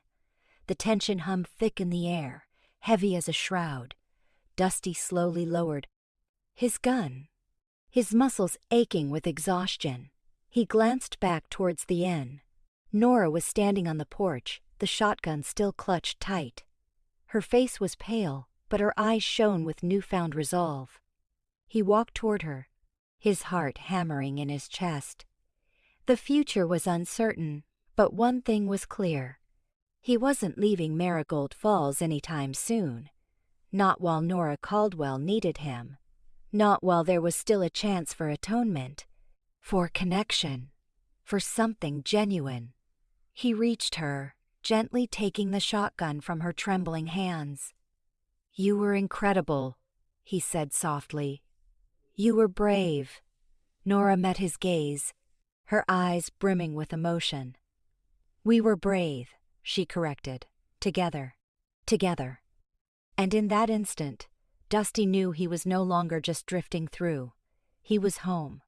Justice served the air hung thick with the acrid smell of gunpowder. A stark reminder of the chaos that had just unfolded. Silas Blackwood, clutching his bleeding shoulder, stumbled backwards, his face contorted in a mask of rage and pain. Sheriff Brody, miraculously unscathed, advanced, his Colt peacemaker leveled with unwavering steadiness. Young Billy Quickshot Carter, wide-eyed but determined, flanked the sheriff, his own pistol trembling slightly in his grip. "It's over, Silas," Brody's voice boomed, cutting through the lingering silence. "Drop the gun." Blackwood, his bravado crumbling, hesitated for a fleeting moment, then with a snarl, let his weapon clatter to the dusty ground. The fight had drained him, not just physically, but of the power he so desperately craved. He looked around at his scattered men, most nursing wounds or simply surrendering, their faces etched with defeat. "You haven't won, Brody," Blackwood spat, his voice laced with venom. "This ain't over." "It is for you, Silas," Brody replied, his gaze unwavering. "Billy, cuff him." Deputy Carter, eager to prove his mettle, practically leaped forward, fumbling slightly with the handcuffs before securing them tightly around Blackwood's wrists. He puffed out his chest, feeling a surge of pride. He'd been a part of something important, something that would be talked about in Marigold Falls for years to come. As they hauled Blackwood away, Dusty watched from the porch, Nora at his side. He saw the flicker of relief in her eyes, the subtle relaxation of her shoulders. The immediate threat was gone. The aftermath was a flurry of activity. The injured were tended to, the dead were mourned, and the remaining members of Blackwood's gang were rounded up and hauled off to the town jail. Sheriff Brody, despite his age, moved with a renewed vigor, his authority unchallenged. He questioned witnesses, collected evidence, and ensured that order was restored. Billy Carter, buzzing with nervous energy, shadowed him, scribbling notes and absorbing every detail. He kept glancing at Dusty, a mixture of awe and curiosity in his eyes. The man possessed an aura of quiet competence that both impressed and intimidated him. As dusk settled, casting long shadows across Marigold Falls, a different kind of energy began to permeate the air. It was the energy of relief, of hope, of a community reunited. People emerged from their homes, their faces etched with cautious smiles. They gathered in small groups, exchanging stories, offering condolences, and expressing their gratitude to Sheriff Brody and, surprisingly, to the quiet stranger who had stood beside Nora Caldwell. The next morning dawned bright and clear, washing away the darkness of the previous day. The townsfolk, fueled by a collective sense of purpose, began the task of rebuilding. The Caldwell Inn, bearing the brunt of the gunfight, was a hive of activity. Men hammered and sawed, replacing splintered wood and patching bullet holes. Women swept and cleaned, restoring the inn to its former charm. Even children pitched in, collecting debris and running errands. Dusty, his sleeves rolled up, worked alongside them, his movements efficient and deliberate. He was a skilled carpenter, and his expertise was invaluable. He replaced the shattered window panes, repaired the damaged porch railing, and reinforced the walls. He worked in silence, his brow furrowed in concentration, but his presence was a reassuring one. He was no longer just passing through. He was part of the community. Nora watched him from the doorway, a warmth spreading through her heart. She saw the way he interacted with the townsfolk, the respect he showed them, and the genuine care he took in his work. He was a different man from the drifter who had first arrived in Marigold Falls. Something had changed in him, a softening, a willingness to connect. "Thank you, Dusty," she said softly, approaching him as he paused to wipe the sweat from his brow. "For everything." He looked up, his gaze meeting hers. "It's nothing, Nora. Just doing what needs to be done." But his eyes held a deeper meaning, a promise of something more. As the days passed, the Caldwell Inn slowly but surely regained its former glory.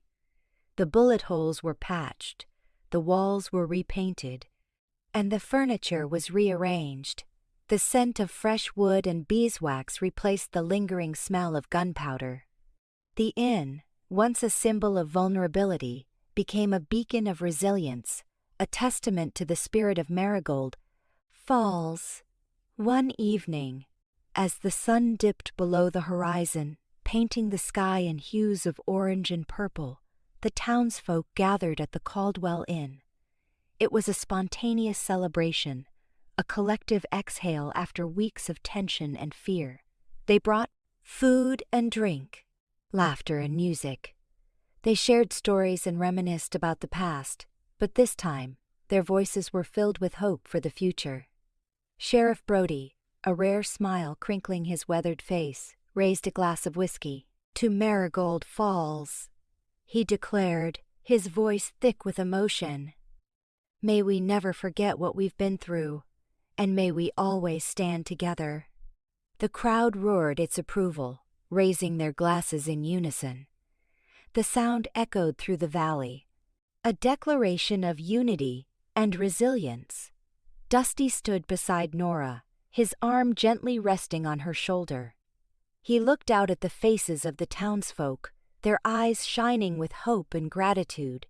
He saw the strength in their faces, the determination in their hearts. He realized that he was no longer an outsider looking in. He was one of them. Later, as the celebration wound down, and the stars began to pepper the night sky, Dusty and Nora sat on the porch, the gentle breeze rustling through the trees. The air was filled with the scent of wildflowers and the distant sound of crickets chirping. "It's beautiful, isn't it?" Nora said softly, her gaze fixed on the horizon. "It is," Dusty replied, his voice barely a whisper. He reached out and took her hand, his fingers interlacing with hers. Her hand was calloused but warm, and her touch sent a shiver down his spine. "I never thought I'd see this day," Nora continued, her voice filled with emotion. "I thought I'd lost everything." "You haven't lost anything, Nora," Dusty said, his gaze meeting hers. "You've gained a whole town." She smiled, a genuine, heartfelt smile that lit up her face. "And maybe," she said, her voice teasing, "maybe I've gained something else as well." Dusty leaned in, his lips brushing against hers. It was a gentle kiss, a tentative exploration. But it was filled with a depth of emotion that neither of them could deny. In that moment, surrounded by the beauty of Marigold Falls and the warmth of their newfound connection, Dusty knew that he had finally found a place to call home. The cost of debt that had haunted Nora was lifting, replaced by the promise of a future he was determined to build with her, brick by brick, dream by dream. The drifting was over. A reason to stay. Dusty Rivers smoothed the well-worn denim of his shirt, the fabric a testament to countless miles and blazing suns. The room at the Caldwell Inn, normally a refuge of quietude, now felt constricting, the walls pressing in as the familiar restlessness gnawed at him. His saddlebags gaped open on the floor, mutely beckoning him back to the wandering existence that had always defined him. He grazed a finger over the cool leather of his holster, the Colt Peacemaker a solid presence, a constant reminder of a life etched in lead and starlight, a life he'd believed immutable. His gaze snagged on the small, carved bird Nora had placed on the windowsill, a vibrant spark against the room's austerity. "Ah, gift," she had said, "for restoring joy to Marigold Falls." Did he truly warrant such a token? He lingered, eyes drawn to the dog-eared leaves of grass on the nightstand, another of Nora's gifts, inspired by her discovery of his passion for verse. He'd found himself revisiting Song of Myself, strangely moved by Whitman's ode to selfhood and interconnectedness. But connection, he knew too well, was a dangerous snare for a man like him. It tethered, exposed, and vulnerability was a privilege he couldn't afford. Or so he had persistently rationalized. From the inn's lower floor rose a renewed chorus of life. Laughter, the clink of silverware, the easy flow of conversation sounds once hushed by anxiety, now resonant and bold. He'd been instrumental in its return, hadn't he? But was that reason enough to draw banker? He picked up the silver cartwheel Nora had pressed into his hand, the very coin Silas Blackwood had attempted to use to silence her. A memento of their triumph, she'd claimed, an emblem of their shared fortitude. He twirled it between his fingers, the metal's chill a sharp contrast to the sudden burn that ignited in his core at the prospect of abandoning her. Footfalls ascended the staircase? Light and tentative. He recognized Nora's tread. He inhaled deeply, bracing himself for the farewell he was certain was imminent. He would conjure some yarn about the lure of the trail, the imperative to keep moving. He'd spin some pretty lie about her inner strength, her unyielding spirit. He would fabricate. Nora lingered in the threshold, her eyes searching, questioning. The hallway's glow haloed her, emphasizing the lingering traces of worry on her features, yet also the nascent bloom of hope that sparkled within. She clutched a simple embroidered square of linen, twisting it in her grasp. "Dusty," she began, her voice a breath. "I noticed you packing." He offered a curt nod, unable to meet her stare directly. He feigned adjustment of his saddlebag clasp, craving the occupation for his hands, hoping to evade the tightening in his chest. "It's time," he muttered, his voice coarse. "I don't belong here, Nora." She crossed the space into the room, nudging the door shut with a quiet click that echoed profoundly in the stillness. "Don't talk that way," she implored, her voice gathering force. "You do belong. You belong here. With me." At last he lifted his gaze, their eyes meeting. He perceived the unveiled truth there. The profound depths of her devotion laid raw before him. It rattled him, this exposure, this brutal sincerity. He was accustomed to masks, to pretense, to keeping humanity at bay. "Nora," he began, groping for words that eluded him. She held up a hand, silencing him. "Please, just listen. Before you vanish, a phantom on the wind.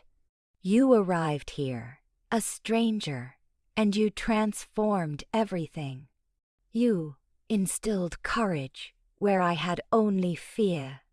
You proved that I was worthy of fighting for. You rekindled my belief in what could be." Her voice fragmented, tears brimming.